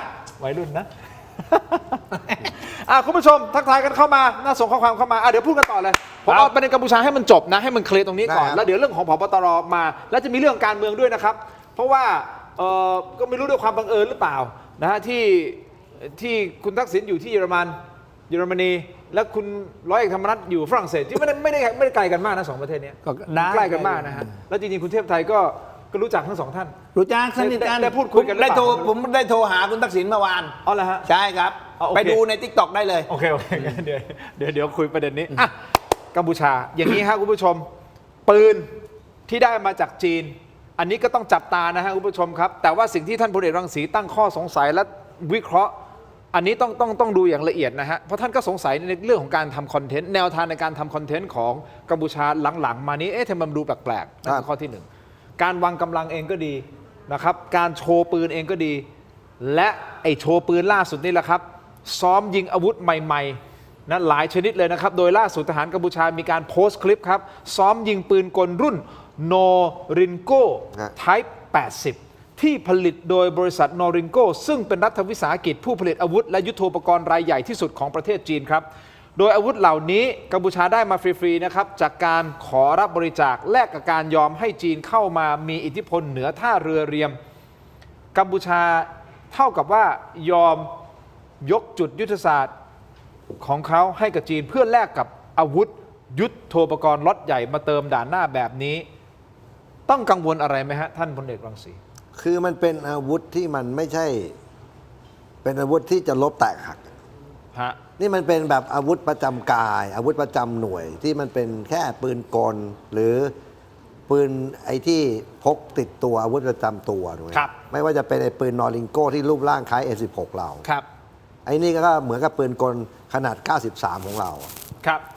ซึ่งผมก็ไม่รู้ว่ามันจะมาโชว์ไว้มาโชว์เราเพื่ออะไรไอ้ภาพนี้มันออกมาเนี่ยมันให้คนกัมพูชาดูแล้วเราไปเอาภาพมาออกเองหรือว่ามันจงใจจะปล่อยให้เราดูซึ่งมันก็ไม่มีนัยยะอะไรสำคัญทางการทหารถูกไหมมันเป็นเรื่องประหลาดไงว่าทำไมหลังๆไอ้ทางเขมรมันทำคอนเทนต์แบบคุณภาพมันตกไปเรื่อยๆมันเรียนแบบบอยไงก็เป็นบอยคนนั้นเหรอไอ้บักบอยอ่ะคนกัมพูชาที่มีเน็ตใช่ไหมโอเคแสดงว่าท่านรังสีกำลังจะมองว่าถ้าออกทรงแบบนี้เท่ากับว่าเหมือนกับว่าเขาไม่น่าจะรบกับเราจริงใช่ไหมฮะก็คือมันไม่มีผลอะไรกับการไปบัตรด้านจิตวิทยาของทหารไทยเลยเพราะมันก็เป็นเรื่องธรรมดาเนี่ยมันก็ฝึกยิงปืนอาวุธที่มันได้มาก็ไม่ใช่ว่าจะร้ายกาจอะไรมันเป็นระดับพื้นมากถ้าลบกันมันเป็นอาวุธประจำหน่วยอ่ะซึ่งจริงๆแล้วเราก็มีแล้วเรามีเยอะกับมันเยอะอ่ะแต่เราก็ไม่เคยเห็นจะต้องมานั่งโชว์ก็นั่นแหละผมก็สงสัยว่าไอ้ฮุนเซนมันจะเอาไงเรามันอาจจะเป็นทำให้เราประมาทแบบว่ามันมีอาวุธแค่นี้ก็เป็นไปได้หรือมันมีแค่นี้จริงๆแล้วมันก็ทำให้ประชาชนมันดูเพื่อที่มันจะหาเสียงแบบที่พี่เทพไทยพูดกองทัพไทยมีข้อมูลใช่ไหมครับเรามีหมดอ่ะเรารู้เอาง่ายๆวันนี้เรารู้ถึงขนาดว่าIBM-21อยู่ไหน IM-70 อยู่ไหนไอ้รถถังรุ่น T55 ไอ้รุ่นปะการังเทียมอยู่ตรงไหนเรารู้หมดแต่ที่ยังหาอยู่เนี่ยผมเชื่อว่าที่เราต้องตามมาตลอดคือ PASL-03 เพราะไอ้นี่มันยิงได้130 กิโลอันนี้ที่ต้องระวังใช่เพราะเราก็ไม่รู้ว่าไอ้ฮุนเซนมันจะบ้าจริงหรือเปล่าเพราะเราเคยคุยกันเยอะแล้วว่าถ้ามันยิงตัวนี้เข้ามาเนี่ยเราจะลุกพนมเปญถ้ามันใช้อาวุธตัวนี้กับชาวบ้านเรา PHL-03 ใช่ที่มันยิงได้130 กิโลเมตรท่านคิดว่ามีโอกาสไหมที่เขาจะคนไอ้ฮุนเซนนะคุณจะไปอะไรกับมันเลยมันเกิดได้ทุกอย่างมันเป็นคนที่คุณเข้าใจว่ามันเป็นมนุษย์พันธุ์พิเศษมันคิดอะไรเหมือนชาวบ้านที่ไหนถูกป่ะมันจะถึงจุดที่เขาอาจจะจำเป็นต้องใช้หรือเปล่าก็เป็นไปได้ธาตุไฟมันแตกนั่นหมายความว่าเขาต้องอยู่ไม่ได้ถูกต้องไหมฮะแน่นอนมันการเมืองของเขาไปไม่รอดแล้วมันก็เหมือนกับมันทิ้งไพ่ใบสุดท้ายของมัน มันก็เกิดขึ้นได้กับไอ้คนที่มันไม่มีสติสัมปชัญญะอย่างมัน แล้วท่านคิดว่าถ้าจากการประเมินจากการติดตามข่าวสารตอนนี้เศรษฐกิจบ้านเขาพังถูกต้องไหม ถูก นั่นหมายความว่าเขาต้องทำยังไงก็ได้เพื่อให้อยู่อำนาจต่อ แต่มันก็ ไงั้ คิดหนักไงเพราะว่าเราเองก็เพิ่งออกข่าวมาว่าบ้านมึงที่กันดารกูรู้ว่ากันอยู่ที่ไหนแล้วอยู่ในพิกัดแล้ว คือเราลงในพิกัดเป้าหมายแล้ว บ้านมึงที่พนมเปญเหมือนกันเราก็วางไว้ในพิกัดของเราแล้ว แล้วจริงๆแล้วมันก็ยังไม่รู้ที่มันจะไปเอาจรวดมาติดอะไรที่บ้านมันนะว่าการว่าไอ้เครื่องบินเราทำมันก็ยิ่งไม่รู้เรื่องว่ากูไม่จำเป็นต้องกูไม่ต้องทิ้งระเบิดถึงบ้านมึงหรอกกูล่อมึงได้อีกหลายมุมอ่ะแต่ถึงบ้านมึงแน่จรวดกูมีโอกาสไหมครับที่ชาวบ้านชาวกัมพูชาที่เขาทนไม่ไหวกับการปกครองของฮุนเซนที่ปกครองมา 3-40 ปี แล้วยังทำให้ประเทศชาติพังขนาดนี้การเป็นอยู่ไม่ลุกขึ้นมาได้ไหมผมมองแบบนี้ลุกขึ้นมาผมมองแบบนี้มองไงครับจีนกับสหรัฐนะวันนี้เขาจ้องจะเอาเขมรคือคุณเข้าใจไหมวันนี้เนี่ยยุทธศาสตร์อินโดแปซิฟิกมันเข้ามาถึงภูมิภาคนี้แล้วเนี่ยการลบกันรัสเซียกับยูเครนก็รุนแรงขึ้นอังกฤษอเมริกากับอิหร่านไม่ต้องพูดถึงวันนี้เละทั้งคู่เพราะฉะนั้นผมเชื่อว่ามันจะเข้ามาถึงทะเลจีนใต้ ซึ่งจีนเขารู้สหรัฐก็รู้เพราะฉะนั้นสหรัฐเองต้องการประเทศบริวารที่จะเอามาตั้งฐานทัพมาเพิ่มเติมกำลังแบบที่เขาทำที่คูเวตจอร์แดนบาเลนตอนนี้จีนเองก็ยอมเสียไม่ได้เพราะฉะนั้นวันนี้หนทางดีที่สุดคือเอาให้ฮุนเซนลงแล้วเอาคนของเขาขึ้นซึ่งทางอเมริกาก็เตรียมอยู่แล้วอเมริกาเตรียมสมรังสีอยู่แล้วตอนนี้นั่งด่าฮุนเซนอยู่ที่ฝรั่งเศสในนามของรัฐบาลพัฒถิ่นโดยสหรัฐกับนาโต้รับรองรัฐบาลพัฒถิ่นอ้าวจีนเตรียมเจ้าฟ้าจากอาวุธเอากษัตริย์ศรีมณีไปอยู่ที่จีนแล้วอ้างว่าไปรักษาโรคมะเร็งเจ้าฟ้าจากอาวุธกับเตียบันเนี่ยตอนนี้จีนส่งหน่วยเขาเรียกว่า MPS Military Police Special หน่วยเนี้ยจีนส่งมาจำนวนมากมาคุ้มครองท่าเรือเมืองเลียมแล้วก็มาดูแลอารักขาเจ้าฟ้าจากอาวุธกับเตียบันผมเชื่อว่าเขมรเนี่ยสุดท้ายนะเลวร้ายสุดของมันคือประเทศมันจะถูกฉีกเป็นชิ้นคือเขมรเหนือเขมรใต้เพราะมันอยู่ในภูมิศาสตร์ที่เขาต้องเอาให้ได้เขาเสียไม่ได้ทั้งคู่คราวนี้ถ้ามันเข้าทางเราคือว่าเราเตรียมแผนไว้แล้วว่าถ้ามึงใช้อาวุธหนักกับเรารอบนี้เราลุดออกนอกประเทศผมเชื่อเราจะแบ่งเค้กกับจีนกับสหรัฐกับไอ้เขมรเนี่ยก็ฉีกมันเป็น3ชิ้นเอาง่ายๆมันก็เคยเป็นเขมร3ฝ่ายมาแล้วอันนี้เป็นไปได้สุดแสดงว่าฮุนเซนตอนนี้ร้อนหนาวไม่ใช่ร้อนหนาวมันรู้อยู่แล้วชะตามันขาดมันถึงต้องลงมาเล่นเองคุณเห็นไหมไอ้ฮุนมันเน็ตไปไหนโอเคเพราะมันรู้อยู่แล้วว่าไอ้ฮุนมันเน็ตไอ้ลูกหานี่ใช้การไม่ได้มึงก็ไปอยู่กับเมียมึงนั่นฮุนเซนมันจะถอดสังขารเดินกระแปกมาเล่นเองที่ไหนก็มันไม่ได้บัญชาการเองเลยในหลายจุดก็มันไม่ได้ดั่งใจมันน่ะใช่ไหมเพราะมันก็ผิดพลาดเพราะอะไรคุณเข้าใจป่ะมันสอยฮุนมันเน็ตไปอยู่ในประเทศที่ศรีวิไลอย่างสหรัฐเอาไปเรียนรู้อารยธรรมสหรัฐไปเรียนรู้ธรรมเนียมทหารสหรัฐไปเรียนในร้อยเวสต์พอยต์แต่มันเสือกให้มาปกครองกัมพูชาซึ่งมันโคตรเถื่อนโอเคคุณว่าไอ้ฮุนมันเน็ตมันเสียศูนย์ไหมเมื่อคุณไปเรียนวิชามาหูอย่างดีเลยแต่มึงเสือให้กูมาคุมโจรเนี่ยแล้วพ่อมันก็สั่งอะไรบ้าๆบอๆคุณเชื่อผมอะสั่งแบบที่ไอ้คุณมันบอกกูไม่เห็นกูเคยเรียนในเวสต์พอยต์เลยแต่พ่อกูไปเขมรแดงมาแล้วมันจะส่งกูไปเรียนเพื่ออะไรผมเชื่อธาตุไฟมันก็แตกไอ้คุณมันเน็ตโอเคคุณคิดดูนะมันส่งไอ้คุณมันเน็ตไปโกหกคนทั้งโลกไปโกหก UN ไปโกหกออตตาว่าไปโกหกแม้ทั้งสีเจิ้นผิงโกหกทั้งทำถูกไหมครับเพราะว่าไอ้ฮุนเซนมันพูดภาษาอังกฤษไม่ได้ไอ้ฮุนมันเน็ตมันพูดได้อันนี้น่าคิดนะสิ่งที่ท่านพลเอกรังสีพูดนี่น่าวิเคราะห์น่าคิดเพิ่มเติมนะคุณเทพไทยมองยังไงกับประเด็นนี้นี่พูดถึงการเมืองแล้วนะคือทหารใช่ความมั่นคงแต่ตอนนี้มันคือการเมืองในประเทศเขมรเนี่ยผมคิดว่าระบอบฮุนเซนเนี่ยเสื่อมลงเยอะคือฮุนเซนเขาก็คิดว่าคนที่สืบทอดอำนาจเขาเนี่ยก็คือฮุนมาเน็ตเพราะเขาแก่แล้วก็วางมือให้ฮุนมาเน็ตหมายมันปั้นมือใช่เพราะฮุนมาเน็ตก็ถือว่าสากลนักเรียนนอกจบเวสต์พอยต์เอาอยู่ แต่ว่ามันเขมรมันบ้านป่าเมืองเถื่อนเนี่ยมันต้องเอาคนเถื่อนแบบฮุนเซนน่ะคุมถึงจะได้พอมาเปลี่ยนยุคมาเป็นฮุนมาเน็ตมันก็ไปไม่ได้แล้วคุณก็เห็นบทบาทของฮุนมาเน็ตเป็นนายกแทบจะไม่มีบทบาทเลยฮุนเซนเป็นซุปเปอร์นายกเลยตอนนี้ทำเองทุกอย่างขนาดเป็นประธานวุฒิสภานะและเป็นเจ้าด้วยนะเจ้าไม่อยู่เจ้าไปรักษาตัวที่จีนแกก็เป็นเจ้าขึ้นมาอีกดูดิเป็นทุกอย่างไงคราวนี้เนี่ยผมก็ดูอาการแล้วเนี่ยผมว่ารอบนี้แกจะต้องมีการเปลี่ยนแปลงแหละเพราะว่าพอฮุนมาเน็ตไปไม่รอดเนี่ยแกคงรู้แหละแบบลูกแกเลี้ยงมาตั้งแต่ตีนเท่าฝ่าหอยอ่ะใช่ไหมก็ต้องหาใครอ่ะตอนนี้มันมีฮุนมานี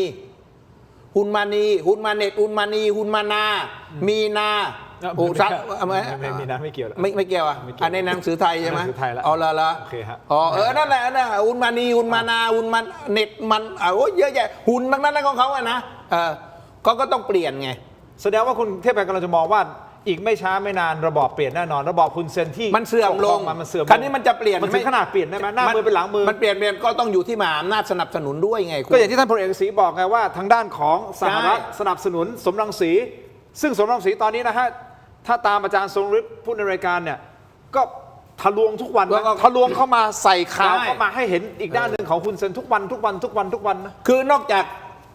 ยุโรปแล้วเนี่ยนะอเมริกาแล้วไทยเราก็ต้องส่วนร่วมด้วยไงสามัคคีร่วมด้วยคือเขมรที่มันเป็นประเทศอยู่ทุกวันนี้ไทยเนี่ยมีบทบาทสำคัญตั้งแต่ตั้งสถาบันพระมหากษัตริย์ตั้งแต่ร่างรัฐธรรมนูญ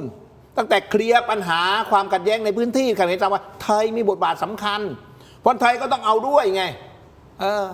เข้ามาก็ว่าเราอยู่ใกล้สุดไงเราเข้าไปแทรกแซงได้แทรกแซงกิจการภายในมันจะผิดอะไรล่ะใช่ไหมเพื่อความมั่นคงของประเทศก็เป็นกิจการแล้วก็ส่งเสริมใครก็ได้นี่ถ้าไทยบอกว่าโอเคเอาสมรังสีเราก็ไปแตะมือกับสมรังสีถ้าหากว่าจีนบอกว่าเจ้าเตียบันเราก็แตะมือกับเตียบันก็คนไทยก่อกงประจันคีรีเขตประจวบคีรีขันธ์ประจันคีรีเขตก็คนไทยเอาอย่างนี้ไม่ว่าใครขึ้นมาก็ตามก็ดีกว่าฮุนเซนดีกว่าระดับฮุนเซนดีกว่าฮุนเซนคืออย่างน้อยมันมาใหม่เนี่ยนะรากมันยังไม่ลึกมันพยองขึ้นมาก็ถอนได้ไงแล้วรากที่มันถูกฝังลึกมาขนาดนี้คุณเทพไทยคิดว่ามันจะถอนง่ายๆหรอครับระบอบฮุนเซนที่มีอยู่ก็มันเสื่อมจนสุดรากมันผุแล้วไงมันลึกจริงแต่มันผุแล้วอะตอนนี้ใช่ไหมเอาเตียบันอย่างน้อยเตียบันก็พูดภาษาไทยรู้เรื่องอะเสาร์อาทิตย์มาตีกอล์ฟเมื่อก่อนมาตีกอล์ฟแถวพัทยาแถวนี้เนี่ยบ้านตะพุธเนี่ยคุณไปตีกอล์ฟกับเขาด้วยเหรอฮะผมเห็นนะดิผมไปก็เตียบันเขามารักษาตัวอยู่โรงพยาบาลไทยเตียบันเนี่ยเขาพูดไทยปลอก็คนไทยก่อกงใช่ไหมยังไงก็คุยกันรู้เรื่องคราวนี้ผมฝากไงคราวนี้ผมฝากเลยฝากพลเอกรังสีถ้าหากว่าไปเจอพวกทหารตอนนี้ถ้ารบกันเที่ยวนี้เอาเที่ยวนี้นะถ้าไปแชร์กันเป็นหุ้นส่วนแบ่งเค้กกันแบบพลเอกรังสีว่านะผมขอ3 จังหวัดของประเทศไทยคืนเสียมราชพระตะบองศรีโสพลเราไปรื้อเลยไปคือเขาเรียกไปกวนตีนมันธรรมดานะเนี่ยเราไปรื้อสนธิสัญญาที่หลังสงครามโลกครั้งที่2ที่กับไอ้ฝรั่งเศสเอาไปเราบอกว่านี่เป็นโมฆะสัญญานี้เพราะว่าไม่ผ่านความเห็นชอบของสภาไทยเป็นการเซ็นโดยพละการของรัฐบาลในตอนนั้นเป็นโมฆะเอาคืนมากวนมันเล่นๆเนี่ยมันก็ปวดหัวเรามา3อย่างน้อยคนก็ถามเอามันทำอะไรก็แผ่นดินเอามันทำอะไรนี่เราได้มา 18,000 ไร่ก็เยอะแล้วเอามา3 จังหวัดนี่3 จังหวัดนี่ก็ของคนไทยด้วยประเทศไทยมีคนไทยอยู่ด้วยไงเอามันเสนอนะนี่เสนอนะแล้วเอาก่อกงมาด้วยประจันคีรีเขตประจวบคีรีขันธ์กับประจันคีรีเขตเอามาด้วยไหนก็ไหนแล้วแวร์อิสแวร์แล้วนี่คุณภาษาอังกฤษเลยอันนี้โอ้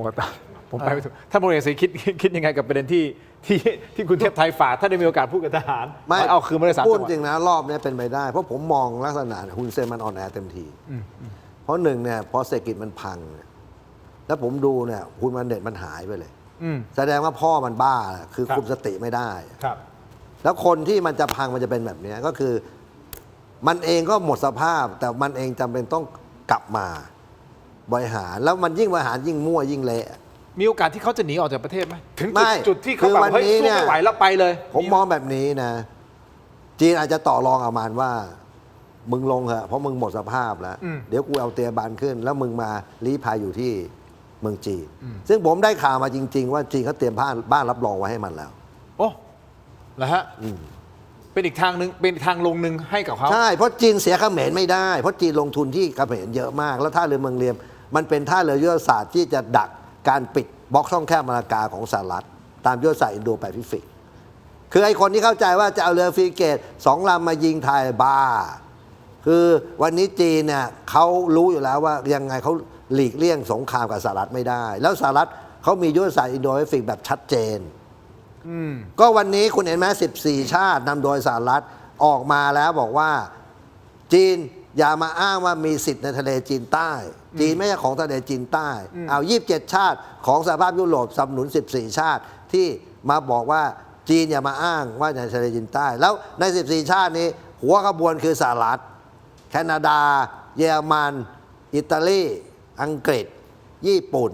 ตัวเบ้งๆนั้นเลยที่เป็นพันธมิตรฝ่ายสหรัฐเพราะนั้นทำไมอยู่ดีสหรัฐถึงมาพูดในทะเลจีนใต้ว่าเฮ้ยจีนมึงอย่ามาอ้างว่ามึงมีสิทธิ์ในทะเลจีนใต้คนอื่นก็มีอะไรแบบนี้คุณเข้าใจไหมเพราะนั้นจีนเขาก็รู้ว่าภัยมันใกล้มาแล้ว เพราะนั้นสิ่งที่จีนจำเป็นคืออะไรต้องไอฮุนเซนลงเร็วที่สุดสหรัฐก็ต้องรู้คุณคิดว่าคนอย่างสีเจิ้นผิงกับคนอย่างโดนัลด์ทรัมป์เจอไอฮุนเซนเขาไม่รู้ว่ามึงไอหานี่คบไม่ได้คุณเห็นไหมมันโดดไปฝั่งนี้ทีมันโดดไปฝั่งนี้ทีมันไปทุกที่อ่ะกระล่อนใช่ไหมมันกระล่อนแล้วคุณคิดว่าเขาจะไว้ใจทางดีที่สุดก็คือความมั่นใจของเขาคือเขาจะประเทศนี้เป็นพันธมิตรเป็นบริวารของเขาคือเขาเปลี่ยนตัวผู้นำจบก็คือมีความเป็นไปได้ว่าโอเคเอางี้แหละสร้างบ้านให้งั้นใช่คุณลงนะถูกคุณลงแล้วคุณมาลี้ภัยที่ประเทศนี้คุณอยู่สบายจนบั้นปลายชีวิตใช่แล้วเดี๋ยวประเทศนี้เดี๋ยวเอาคนของฉันจะเป็นเตียบันอะไรก็แล้วแต่เข้ามาคุณก็จะภาพเลยไอ้ฮุนเซนใครก็รู้ FBI ก็รู้อินเตอร์โพลก็รู้มึงเป็นเจ้าพ่อสกัดเมื่อไอ้เฉินจือมันคายหมดแล้วอ๋อใช่เฉินจือถูกแล้วมันจะไปไหนผมถามแค่นี้เฉินจือตอนนี้กลับไปอยู่ที่จีนโดนควบคุมตัวที่จีนใช่เดี๋ยวโดนรีบบอกก็ตายไอ้เฉินจือคือไอ้เฉินจือเนี่ยโทษประหารชีวิตคือว่าฮุนเซนเนี่ยผมเชื่อที่ผมบอกว่าถ้าหากว่ามันจะรอบ3นี่ผมไม่ได้ประมาทอะไรนะฮุนเซนนะแต่ว่ารอบ3ที่ผมไม่กล้าก็คือว่าวันนี้เนี่ยคือสถานการณ์มันเปลี่ยนไปถ้าหากว่าไทยมันรอบ3แล้วไทยจะบุกนะรอบนี้ถ้าจะบุกนะจับตัวฮุนเซนมาได้เลยเพราะฮุนเซนมีหมายจับก็เราแจ้งความจับฮุนเซนตอนที่มันยิงกันนั่นไงแล้วทำไมจะจับไม่ได้ถ้าหากว่าอเมริกามาโวยวายนะถามโดนัลด์ทรัมป์นะแล้วทำไมประธานาธิบดีเวเนซุเอลามึงไปจับเขามาได้อะเวเนแล้วนี่มึงเป็นผู้ต้องหาตามหมายจับไทยแม่งกูเข้าไปจับมาเลย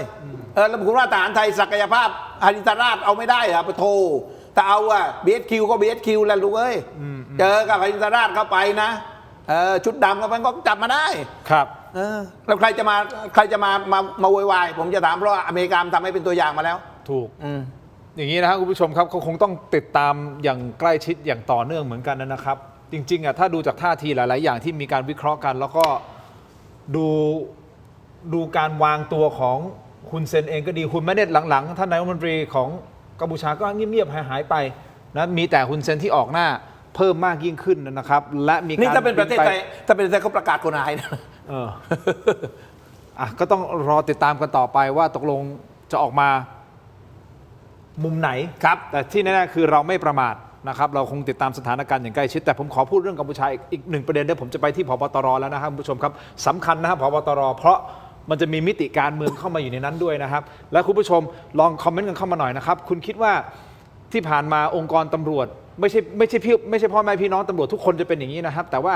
มีบางส่วนเท่านั้นที่ทำให้ทั้งองค์กรมันดู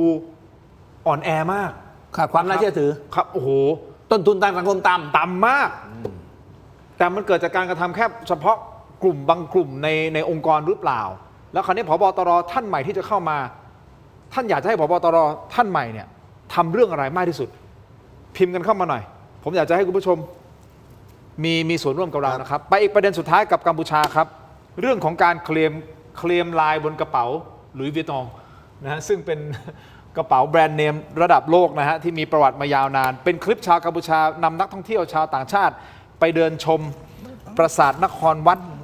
นี่ฮะคุณผู้ชมไปฟังเสียงหน่อยไหมเปิดเลยครับเปิดการนี้ฮะโดดออด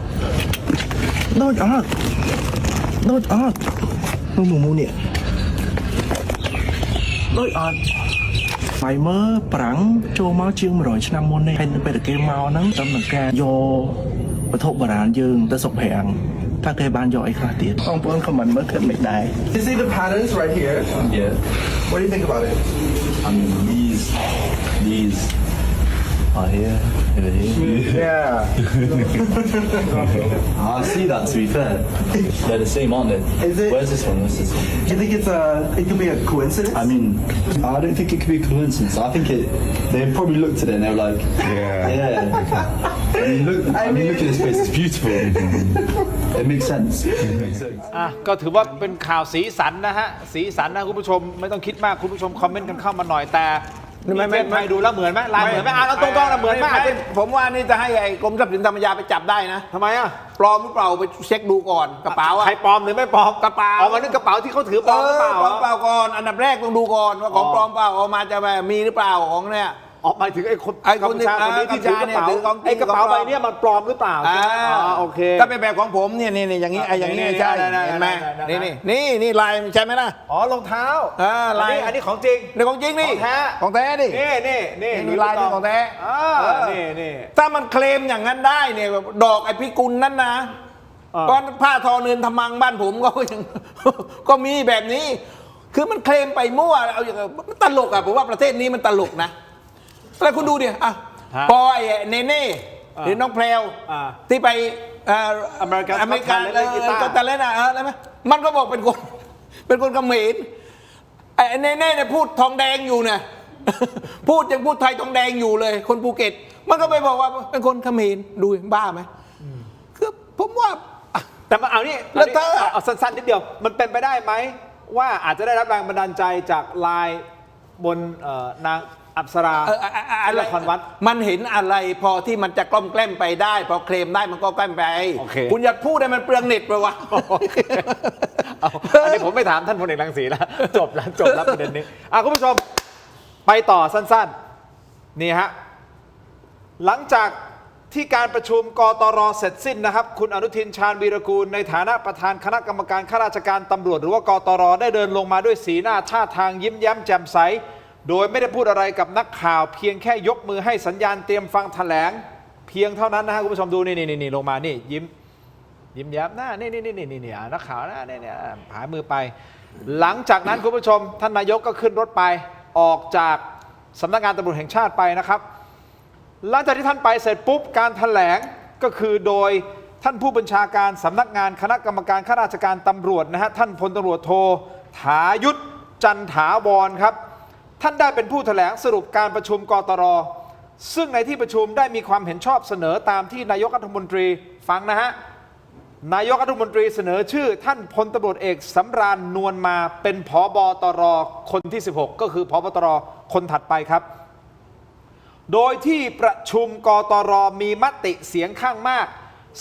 12-0 คะแนนครับเห็นชอบให้ท่านพลตำรวจเอกสำราญนวลมา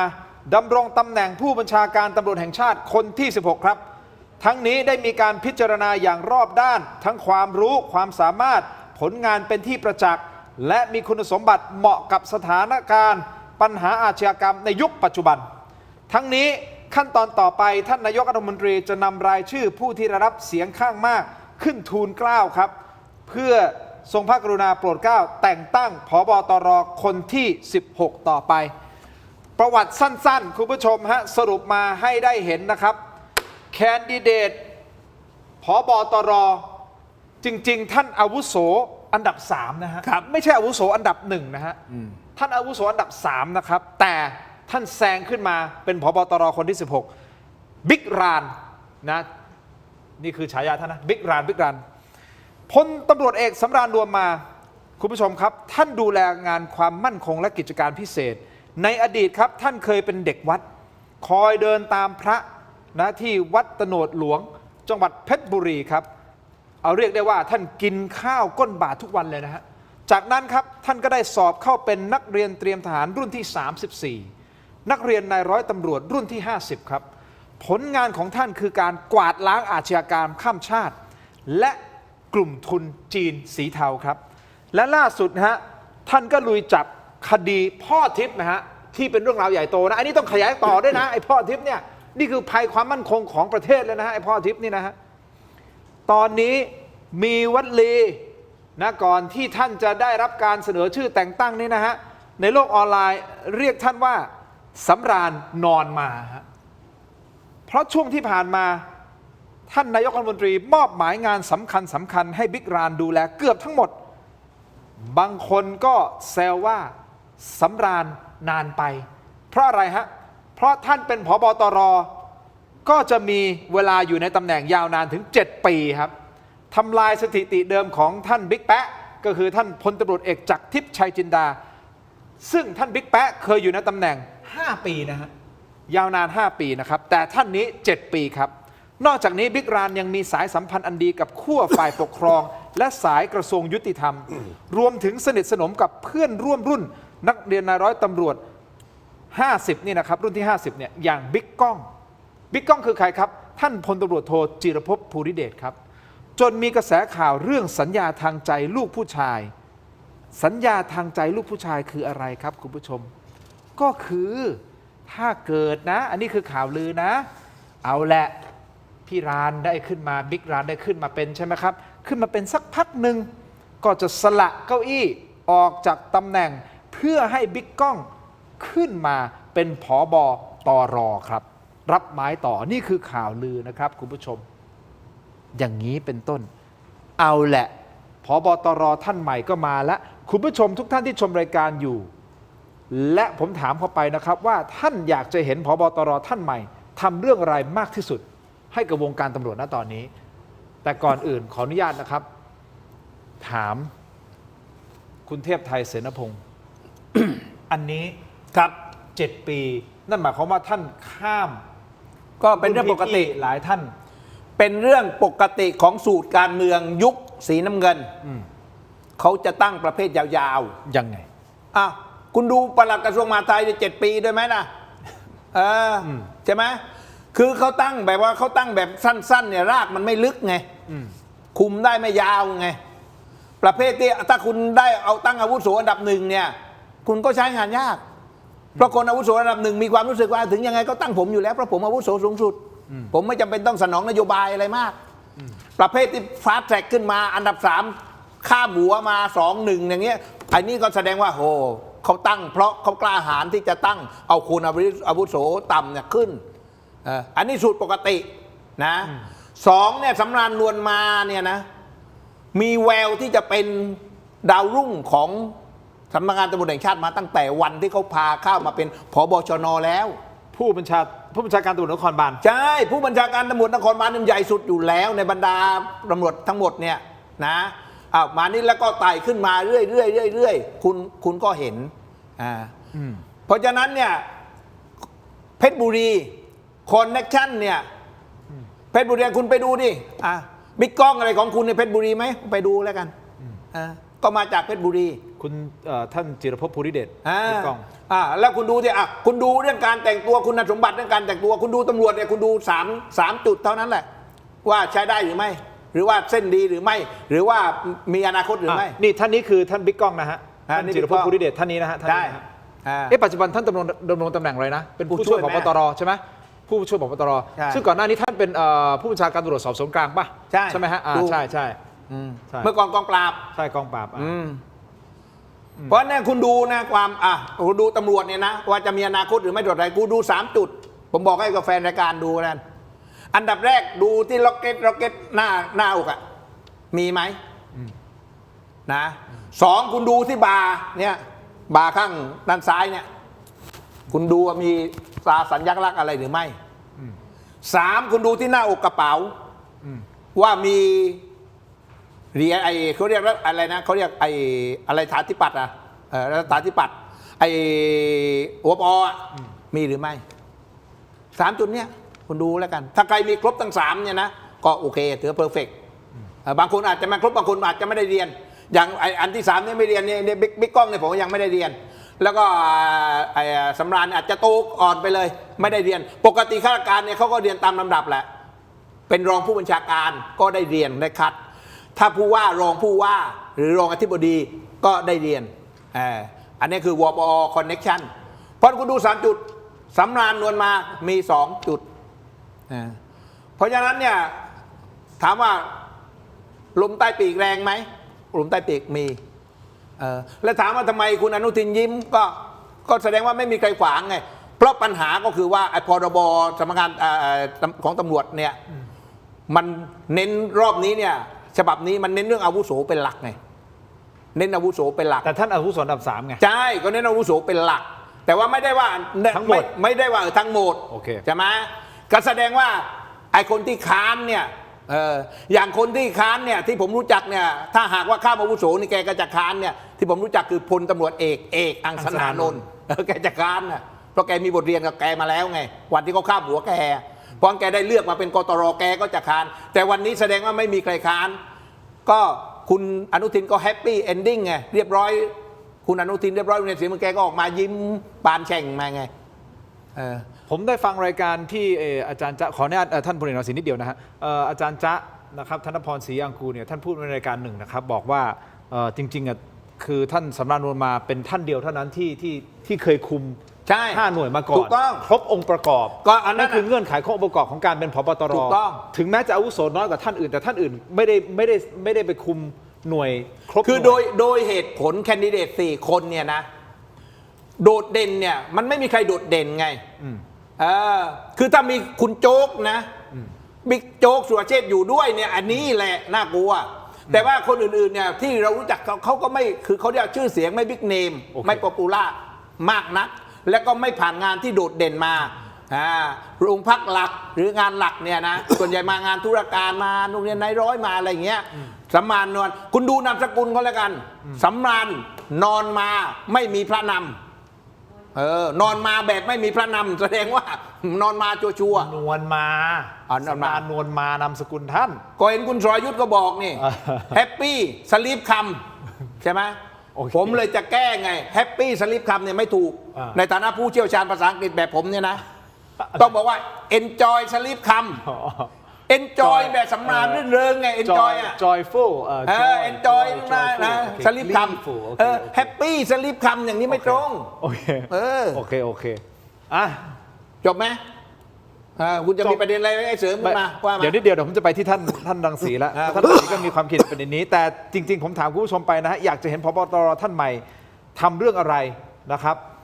มากที่สุดรู้สึกเรื่องของคอร์รัปชันมีนะฮะมีเข้ามาแล้วบอกมีบางท่านบอกนะฮะคุณเตยหรือเปล่าฮะบอกว่าล้างห้วยขวางโชว์ล้างห้วยขวางโชว์นิดนึงอย่างนั้นเลยเหรอฮะนี่ฮะห้วยขวางนั่นนะโอเคคุณผู้ชมสามารถห้วยขวางไอ้มณฑลห้วยขวางนะให้ไปปราบไปเคลียร์มณฑลห้วยขวางโชว์อะไรนะครับแล้วเขาบอกว่ามีคนก็บอกว่าก็มีบ่อนเหมือนเดิมไม่มีไรท่านรังสีครับในฐานะที่ท่านก็เป็นประชาชนคนไทยคนหนึ่งอยากเห็นผบตรท่านใหม่ทำอะไรข้อที่1นะข้อที่2ท่านมองยังไงกับการที่ท่านสำราญนวลมาขึ้นมาใช่แหละความรู้ความสามารถคงไม่ต้องพูดถึงนะครับแต่ประเด็นคือท่านอยู่ในตำแหน่ง7 ปีนะเพราะท่านเหลือเวลาอายุราชการเนี่ย7 ปีนั่นหมายความว่าท่านก็ข้ามด้วยความเคารพนะฮะข้ามรุ่นพี่หลายท่านเลยนะขึ้นมาเป็นและเท่ากับว่ารองผบตรในอนาคตเนี่ย7 ปีเนี่ยไม่ต้องหวังที่จะขึ้นอ่ะคือเหมือนถูกฟรีอยู่ตรงนั้นเลยคืออันนี้อันดับแรกเนี่ยคนตั้งเนี่ยคือนายกต้องรับผิดชอบเพราะว่าเป็นการตั้งผบตรที่มีอายุเหลือราชการมากที่สุดเพราะแบบนี้ฮะมันมองได้2 ทางถ้าเกิดว่าผบตรคนใหม่เนี่ยสามารถที่จะดำเนินการบังคับใช้กฎหมายให้ความยุติธรรมกับประชาชนได้นะครับการตำรวจที่จะรีดไถอะไรลดน้อยลงนะสามารถขี้คายคดีใหญ่ๆได้ผมเชื่อว่าเป็นสิ่งที่นายกตัดสินใจถูกเพราะว่าการที่คนเราเนี่ยอยู่ในตำแหน่งผู้บัญชาการตำรวจแห่งชาติที่มีอำนาจในการบังคับใช้กฎหมายสูงสุดในประเทศเนี่ยแล้วให้อยู่นานเนี่ยมันมีผลเพราะมันสามารถทำงานต่อเนื่องได้แต่ทางกลับกันเนี่ยถ้าเกิดว่าอยู่นานแล้วเนี่ยยิ่งทำให้วงการตำรวจเนี่ยมันแย่ลงเนี่ยหมายถึงว่ามันจะทำให้วงการตำรวจเนี่ยเสียหายหนักกว่าเดิมมันไม่ทางออกได้แค่นี้ว่ามันเหมือนถูกผูกขาดมายาวใช่ไหมถ้าแย่ลงก็คือแย่ลงเลยไม่ถ้าคุณได้คนดีก็เท่ากับว่าเขาสามารถที่จะทำให้วงการนี้มันดีขึ้นเพราะมันเน่าเฟะมานานแล้วใช่ไหมแต่ถ้าเขาไม่สามารถทำให้วงการนี้ดีขึ้นได้เนี่ยมันจะทำให้เลวลงหนักเลยคราวนี้เพราะการอยู่นานคุณอย่าลืมว่ามันจะมีมันจะเป็นการเรียกว่ามีอิทธิพลมากในหน่วยงานนั้นเราก็ต้องติดตามดูต่อไปกันว่าผบตรคนใหม่เนี่ย จะสามารถนำพาสำนักงานตำรวจแห่งชาติเนี่ยให้เป็นที่ยอมรับของประชาชนได้หรือเปล่าซึ่งต้องบอกว่าในสายตาของประชาชนณบางช่วงบางตอนโดยเฉพาะช่วงหลังๆเนี่ยต้นทุนต่ำมากครับต้องใช้คำนี้ไม่ด้วยความเคารพพ่อแม่พี่น้องที่เป็นชาวตำรวจซึ่งก็มีพี่มีน้องมีเพื่อนที่เป็นตำรวจเหมือนกันนะครับแล้วผมขอยืนยันตรงนี้นะว่า 200,000 กว่านายไม่ใช่ว่าทุกคนจะไม่ดีนะก็อาจจะมีบางกลุ่มบางคนที่ออกมาแล้วทำให้ภาพทั้งหมดเนี่ยมันดูอาจจะดูไม่ดีสักเท่าไหร่นักนะครับไม่ถามผมว่าจะให้แก้อะไรถามหน่อยเดี๋ยวอยากเห็นก่อนที่จะแก้อะไรก่อนที่จะไปเนี่ยผมก็จะพูดเพิ่มเติมตรงนี้นะฮะอันนี้ท่านรังสีพูดไว้น่าสนใจนะประเด็นเมื่อกี้นี้นะครับว่าดูว่าสามารถที่จะทำสร้างความเชื่อมั่นกลับมาได้หรือเปล่านะครับปรากฏว่ามีคุณผู้ชมบอกว่าอยากให้เลิกด่านให้เลิกด่านปฏิรูปตำรวจไทยนะฮะพูดอย่างนี้นะฮะแล้วบางคนก็บอกอย่าหวังคือหมายความว่าอะไรฮะอย่าหวังว่าจะทำอะไรได้ดีขึ้นเหรอครับจีนเทาเด็กแว้นเด็กแว้นเยอะแยะก็คือทั้งหมดก็บังคับใช้กฎหมายสามารถบังคับใช้กฎหมายได้จบแล้วถูกไหมอันดับแรกเลยแก้ตรงจุดนะคืออันดับแรกนะคือ1เรื่องซื้อขายตำแหน่งแก้ได้ไอ้นี่แหละคือบ่อเกิดของการทุจริตของการคอร์รัปชันมันก็ไม่ได้แตกต่างอะไรจากการโกงสอบใช่ไหมก็เหมือนกันไงคือเอาอย่างเนี้ยนะผมจะรูปเป็นตัวอย่างอธิบายให้ฟังพอคุณซื้อขายตำแหน่งปั๊บเนี่ยนะผู้กลับอย่างเงี้ยซื้อขายตำแหน่งผู้กลับวิ่งไปอยู่โรงพักเกรด A ที่มีบ่อนมีซ่องมีอาบอบนวดมีมาว่าสารพัดอบายมุขทั้งนั้นเนี่ยพวกนี้ก็วิ่งมาก็ไปรีดไถไงไปรีดไถมันก็ไปหากินไปตั้งด่านมันทำทุกอย่างคือตำรวจเนี่ยมันเป็นองค์กรที่ใช้กฎหมายต้นน้ำและใกล้ชิดกับกฎหมายมากและเป็นผู้บังคับใช้กฎหมายมากตราบใดเริ่มต้นคุณซื้อขายตำแหน่งวิ่งเต้นตำแหน่งการข้ามหัวการอะไรกันเนี่ยนะรับรองปัญหาอื่นคุณแก้ไม่ได้เลยอันเดียวให้ได้ก่อนระบบซื้อขายตำแหน่งระบบวิ่งเต้นอย่าให้มีก่อนเอาให้จบตรงนี้จบแล้วหลังจากนั้นมันง่ายคือเอาคนดีไงถ้าไม่วิ่งเต้นไม่ซื้อขายตำแหน่งมันจะมีคนดีเข้าไปบริหารโรงพักพื้นที่ดูแลความเดือดร้อนของประชาชนโอ้โหอันนี้ชัดไม่รู้จะชัดยังไงแล้วก็นี่แหละกำนันมาจากอันนี้ปัญหาของประเทศไทยตอนนี้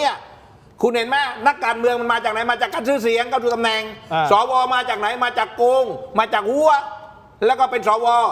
สอบเป็นข้าราชการซื้อขายตำแหน่งซื้อข้อสอบเป็นตำรวจเป็นผู้กำกับโรงพักซื้อตำแหน่งเป็นผู้กำกับโรงพักแล้วมันจะเหลืออะไรประเทศนี้มันใช้เงินเดินเนี่ยเงินใช้คุณเทพไทยมาพูดอะไรสวตรงนี้เดี๋ยวผมก็โดนนายกฟ้องหรอกก็ฟ้องนี่ดีนี่โดนไปแล้วคุณได้เป็นเพื่อน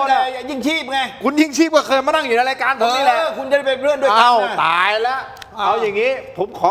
เจ็บคอใช่ไหมเจ็บคอขออนุญาตครับท่านรังสีเจ็บคอโอเคเม็ดอมซิงค์พลัสผลิตภัณฑ์ไมบาซินจากเกรเตอร์ฟาร์มามี3สูตรที่มีคุณประโยชน์จากวิตามินหลากหลายชนิดนะครับเม็ดอมซิงค์พลัสวิตามินซีและโคคิวเทนกลิ่นอูนมะนาวเม็ดอมซิงค์พลัสลูทีและบิวเบอรี่กลิ่นแบล็คเคอร์เรนต์เม็ดอมซิงค์พลัสเบต้ากลูแคนกลิ่นสตรอเบอรี่นะครับ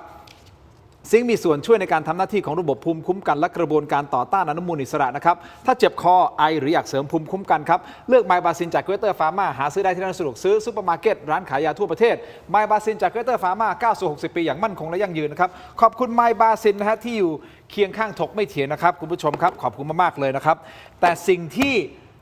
นอกเหนือจากเจ็บคอที่จะช่วยเราณตอนนี้ได้นะฮะก็ต้องดมยาดมกันหน่อยนะครับท่านรังสีครับพี่เทพไทยนะครับขอมอบให้นี่คือยาดมสมุนไพรตามังกรทองนะครับจากอุ้ยอันโอสถแต่ขอแนะนำครับยาน้ำแก้ร้อนในเขากุยจากอุ้ยอันโอสถเช่นเดียวกันนะครับบรรเทาไข้ตัวร้อนทานได้ทั้งเด็กและผู้ใหญ่นะครับมีจำหน่ายตามร้านขายยาทั่วประเทศอ่านคำเตือนในฉลากและเอกสารกำกับผลิตภัณฑ์ก่อนใช้นี่คือยาน้ำแก้ร้อนในเขากุยขอบคุณมากๆนะครับนะอุ้ยอันโอสถครับอุ้ยซึ่งอันเฉินขอบคุณครับที่อยู่เคียงข้างถกไม่เถียงนะครับขอบคุณมากๆเลยนะครับนี่ของดีฮะต่อกันที่น้ำปลาแท้ตราทิพรสนะครับน้ำปลาที่ทุกบ้านทุกร้านต้องมีนะครับกลิ่นหอมและรสชาติกลมกล่อมนะครับจะเหยาะจิ้มหรือปรุงรสแกงผัดทอดนะฮะได้หลากหลายเมนูเข้าถึงรสชาติอาหารไทยที่คุ้นเคยด้วยกระบวนการผลิตที่มีคุณภาพได้มาตรฐานส่งออกไปจำหน่ายทั่วโลกนะครับน้ำปลาแท้ตราทิพรสนะครับหาซื้อได้ง่ายตามห้างสรรพสินค้าชั้นนำร้านสะดวกซื้อและร้านค้าทั่วไปนอกจากนี้ยังสามารถสั่งซื้อออนไลน์ได้นะครับที่ Shopee Lazada Tops Online และ Macro Pro นะครับมีจำหน่ายทั้งแบบขวดเดียวแบบแพ็คและก็ยกลังแค่มีทิพรสก็อร่อยครบรสนะครับขอบคุณทิพรสนะครับที่อยู่เคียงข้างถกไม่เถียงนะครับขอบคุณมากครับขอบคุณมากครับ คุณเตยบอกว่าพิธีงานเข้าฮ่าฮ่า ยังไม่อยากให้เข้านะคุณผู้ชมครับ แต่ถ้าท่านเป็นทาสแมวต้องฟังทางนี้ครับเพราะการเลือกอาหารแมวสักมื้อเนี่ยมันไม่ใช่เรื่องง่ายๆนะครับวันนี้ขอแนะนำครับอาหารแมวเหมียวเหมียวครับอาหารแมวเหมียวเหมียวอีกหนึ่งตัวช่วยสำหรับคนรักแมวนะครับเหมียวเหมียวอร่อยมีประโยชน์สารอาหารครบถ้วนนะครับและสมดุลด้วยนะครับถูกใจเหมียวครับให้ทุกมื้อของน้องแมวเป็นมื้อแห่งความสุขที่คุณมั่นใจได้หาซื้อได้ที่ร้านเพชช็อปและห้างสรรพสินค้าทั่วประเทศเลยนะครับนี่คืออาหารแมวเหมียวเหมียวครับรับประกันความอร่อยโดยคุณเทพไทยเสนพงศ์เราจะลองชิมอาหารแมวเหมียวเหมียวกลางรายการไม่ต้องใช่ไหมพี่เทพไทยไม่ต้องนะ ทำเป็นไม่รู้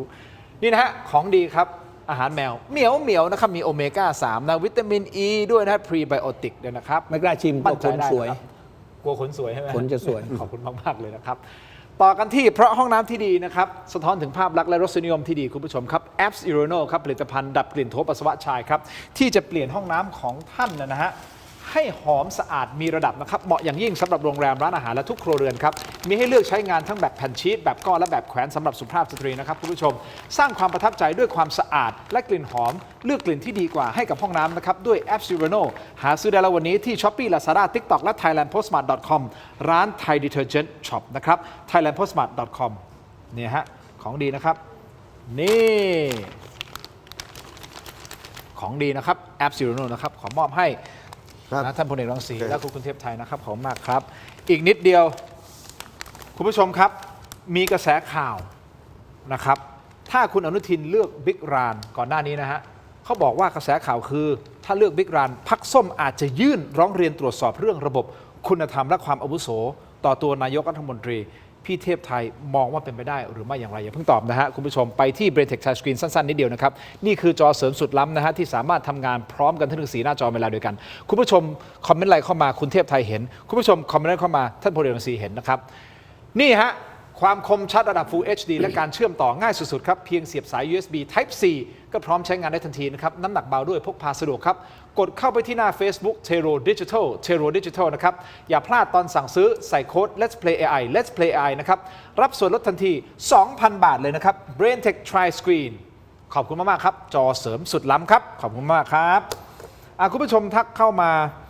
นะฮะคอมเมนต์กันเข้ามานะครับมีแต่คนบอกว่าอาจจะทำยากนะเงินซื้อได้ทุกอย่างเงี้ยเงินซื้อได้ทุกอย่างใช่ไหมมันเป็นยุคของ Money Buy Everything โกงเข้ามาก็ต้องเติบโตด้วยการโกงต่อโอ้โหอันเนี้ยซื้อขายตำแหน่งและมาโกงกันต่อแล้วก็เหมือนเดิมนี่คือสิ่งเสียงสะท้อนจากคุณผู้ชมที่ชมรายการอยู่ณตอนนี้คราวนี้กระแสข่าวที่บอกว่าถ้าคุณอนุทินท่านนายกรัฐมนตรีเลือกท่านสำราญนวลมานะครับบิ๊กรานเนี่ยเขาบอกว่ามีโอกาสนะที่พรรคส้มอาจจะยื่นร้องเรียนตรวจสอบเรื่องระบบคุณธรรมและความอาวุโสต่อตัวนายกรัฐมนตรีคุณเทพไทยมองว่ามีความเป็นไปได้มากน้อยแค่ไหนครับคือก็มีสิทธิ์ที่จะร้องได้แต่ว่าผลได้หรือไม่เนี่ยก็อีกเรื่องหนึ่งแต่ว่าพรบตำรวจฉบับใหม่นี้เนี่ยเขาบอกว่าควรคำนึงถึงไม่ใช่ต้องนะควรคำนึงถึงหลักอาวุโสนะครับและคนที่ผู้เสียหายนะถ้าจะฟ้องก็คือเบอร์ 1กับเบอร์ 2ที่เขาเสียไงเบอร์ 1กับเบอร์ 2ซึ่งเบอร์ 1กับเบอร์ 2ที่โดนข้ามหัวไปถ้าเบอร์ 1เบอร์ 2ไม่ร้องนะถ้าไม่ร้องก็จบแค่นั้นเลยถ้าไม่ร้องก็ไม่ได้เป็นประเด็นอะไรสำคัญคุณจะเห็นไหมวันก่อนที่เขาตั้งใครล่ะเอาเบอร์ 1ไปเป็นสมชก็ไปหาตำแหน่งให้เบอร์ 1เบอร์ 2ถ้าไม่อยากโยนตำรวจใช่ไหมไม่อยากให้ลูกน้องรุ่นน้องปกครองใช่ไหมก็ไปหาตำแหน่ง41ข้างนอกสำนักงานสำนักงานข่าวกรองแห่งชาติก็ได้สมชก็ได้อะไรก็ได้แม้กระทั่งปลัดกระทรวงคมนาคมตำรวจก็เคยเป็นมาแล้วนะผบตรเคยเป็นมาแล้วนะเพราะได้ย้ายหมดแล้วยุคนี้ยุคระบบสีน้ำเงินฟูลพาวเวอร์เต็มหมดอยู่แล้วคุณขนาดนั้นเลยนั่นแหละคุณจะกลัวอะไรกับสีน้ำเงินกลัวจังคุณเนี่ยผมไม่ได้กลัวเดี๋ยวว่าเสื้อสีน้ำเงินไม่ใส่เสื้อเลยผมไม่ได้กลัวนี่แหละยุคสีน้ำเงินครองเมืองเนี่ยเขาจะทำอะไรก็ได้คุณเพราะคุณไม่ต้องไปเขาจะฟ้องสื่อก็ได้หมดก็ได้คุณไม่ต้องไปบ้านผมเรียกว่าคุณไม่ต้องหวังเวิร์ดไม่ต้องกังวลเดี๋ยวเราไปพร้อมกันท่านพลเอกรังสีบอกมึงอย่าเอากูเข้าไปด้วยกูไม่เกี่ยวไม่คุณเรียงที่เป็นพยานเป็นพยานในฝ่ายโจทย์นะอย่างนี้ คุณผู้ชมอาวุโสอันดับหนึ่งคือท่านพลตำรวจเอกนิรันดรเหลื่อมศรีนะฮะนี่คืออาวุโสอันดับหนึ่งนะครับท่านชื่อเล่นชื่อบิ๊กไมค์นะครับส่วนอาวุโสอันดับสองคือท่านบิ๊กหวานคือท่านพลตำรวจเอกทัชชัยปิตะนีรบุตรนะครับนี่คือผบตรอาวุโสก่อนอาวุโสผบตรคือท่านสำรวจมา แต่ว่าอาวุโสอันดับหนึ่งอันดับสองคือท่านสองท่านนี้ก็คือบิ๊กไมค์กับบิ๊กหวานนะฮะที่พี่เทพไทยบอกว่าถ้าทั้งสองท่านนี้เขาไม่ได้ติดขัดอะไรก็ไม่มีปัญหาก็แต่งตั้งเป็นนี่ท่านนี้คืออันนี้คือบิ๊กหวานนะครับทัดอะไรเนี่ยแหละทัดชัยซึ่งท่านรับผิดชอบงานป้องกันปราบปรามนะครับนี่มีผลงานเด่นในการทลายกระบวนการ call center ปราบปรามยาเสพติดนะฮะแล้วก็ยังมีการคุมคดีใหญ่ๆระดับชาติอย่างการจับกุมกระบวนการกักตุนน้ำมันในช่วงที่ประเทศเกิดวิกฤตพลังงานนะครับคุณผู้ชมเนี่ยคนนี้นะครับอ้าวก็ท่านนิรันดรอยู่ไหนอ่ะนี่ใช่ไหมใช่บิ๊กไมค์ท่านนิรันดรนะครับดูแลงานกฎหมายและคดีโดยผลงานชิ้นโบแดงคือการลุยปราบปรามบุหรี่ไฟฟ้าแบบถอนรากถอนโคนนะทลายไปถึงฐานการผลิตใหญ่ในไทยหลายแห่งนอกจากนี้ยังเป็นหัวหอกในการพัฒนาแอปพลิเคชัน Police Care เพื่อให้ประชาชนเข้าถึงบริการของตำรวจได้ง่ายยิ่งขึ้นนะครับนี่คืออันดับหนึ่งอาวุโสอันดับหนึ่งมาที่อาวุโสอันดับ4ก็คือท่านพลตำรวจเอกอิทธิพลอัจฉริยะประดิษฐ์นะฮะท่านบิ๊กแมนนี่อันดับหนึ่งนะท่านบิ๊กแมนอีกท่านหนึ่งนะฮะเป็นเจรตำรวจแห่งชาติครับท่านนี้คือนักสืบสวนระดับชั้นครูของวงการศรีกากีครับผลงานที่ผ่านมาล้วนเป็นคดีสะเทือนขวัญระดับประเทศทั้งการไขคดีระเบิดป่วนกรุงเทพเมื่อปี 62 ยังมีคดีจับกุมผอ.ก๊อฟชิงทองกลางห้างที่ลพบุรีนะครับและเป็นที่ Talk of the Town ก็คือนำทีมสืบสวนไล่จับกุมนะฮะเสียแป้งนาโนดฮะนี่คนนี้ฮะท่านบิ๊กแมนแม้อาวุโสน้อยสุดนะฮะแต่ผลงานสืบสวนโดดเด่นเข้าตาและมีแววมีบิ๊กตำรวจจอจานมีแววๆนะฮะว่ามีบิ๊กตำรวจจอจานที่ไม่ใช่บิ๊กโจ๊กเนี่ยคอยสนับสนุนอยู่อีกด้วยนะครับนี่เขาบอกมีกระแสข่าวด้วยนะว่าสายซอยรางน้ำเหรอเป็นสายซอยรางน้ำที่พยายามเข้าไปพูดคุยกับทางด้านของบ้านใหญ่บุรีรัมย์อีกด้วยทำไมทหารตำรวจเขาเรียกบิ๊กหมดวะที่ผมไม่เรียนที่ผมไม่ไปเป็นทหารตำรวจเพราะอย่างนี้แหละกลัวเขาจะเรียกบิ๊กเดี๋ยวจะเรียกบิ๊กไว้บิ๊กผมมันบิ๊กไงสุดท้ายท่านรังสีครับเอาแหละเราได้ผบตรท่านใหม่แล้วถูกต้องไหมครับแต่มันจะมีประเด็นผมไม่แน่ใจวงการทหาร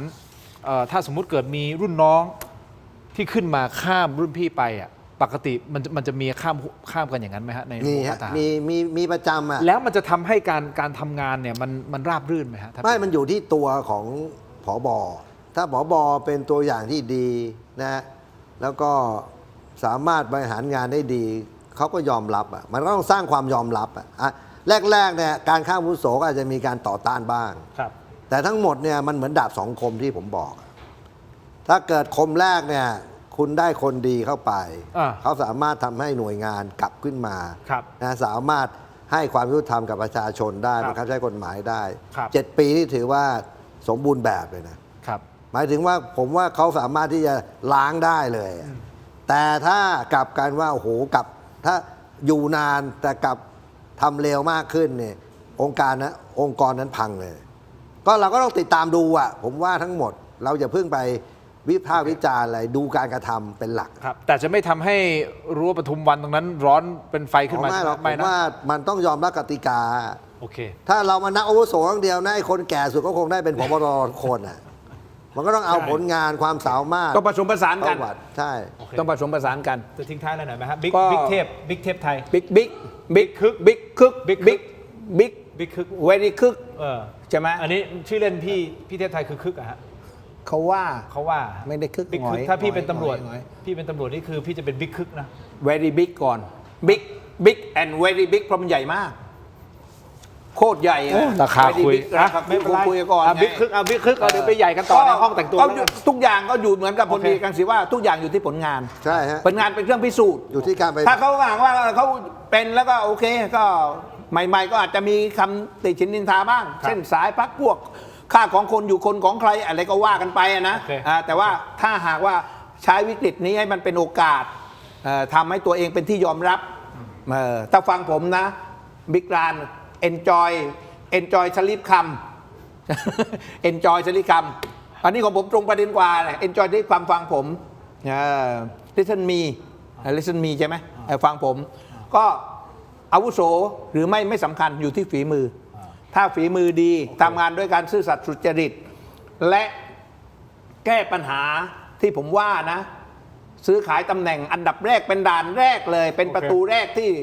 นำไปสู่การทุจริตคอร์รัปชันได้เนี่ยนะคุณแก้นี้ได้นะ ให้ความเป็นธรรมกับตำรวจได้เนี่ยคุณก็จะได้เป็นครบ 7 ปี แต่ว่าถ้าคุณทำไม่ได้คุณสมบัติไม่ได้ตำรวจไม่ยอมรับมีปัญหาเยอะคุณก็อยู่ไม่ครบ 7 ปีก็แค่นั้นเองคุณก็ไปเกษียณในตำแหน่งอื่น ซึ่งมันเสียหายนะเป็นตำรวจเป็นผบตรแต่ไปเกษียณในตำแหน่งผู้ตรวจอย่างเงี้ยเสียหายนี่ฝากไว้นะ enjoy sleep คำ enjoy แต่คำว่าสำราญถ้าภาษาอังกฤษมันน่าจะใช้คำว่า joy แต่ไม่เคย enjoy โอเคมันก็ joy gleeful joyful เห็นไหม กว่า ผมที่เขาถาม ใกล้เคียงกันพอได้แหละ มีคนถามผมว่าผมจบมาจากออกฟอร์ดหรือออกเหล็ก มีทีมงานบอกว่าพี่ทินกล้าพูดประหลาดนี่บิ๊กคึกใช่ไหมกล้าพูดของท่านพลเอกรังสีไหมบิ๊กอะไรกล้าพูดไหมท่านพลเอกรังสีหลายท่านอาจจะไม่ทราบว่าชื่อเล่นของท่านชื่ออะไรนะบิ๊กตี ท่านบิ๊กตีอันนี้ท่านผมขอเนี่ยเขาเป็นคนพูดนะบิ๊กตีครับ โอเคครับเอาล่ะคุณผู้ชมติดตามกันต่อไปเรื่องของไทยกัมพูชารวมถึงวงการตำรวจนะครับครบถ้วนสมบูรณ์ในวงการการเมืองวันนี้นะครับคงไม่มีอะไรร้อนแรงไปกว่านี้แล้วนะฮะแล้วเดี๋ยวเรายกยอดไปวันพรุ่งนี้โอเคเดี๋ยวไปติดตามกันต่อวันนี้ขอบคุณมากนะครับสวัสดีครับสวัสดีครับสวัสดีครับ ขอบคุณครับขอบคุณผู้ชมที่ติดตามนะฮะทั้งหมดนี้ก็ตัวเป็นทีลาไปก่อนครับสวัสดีครับ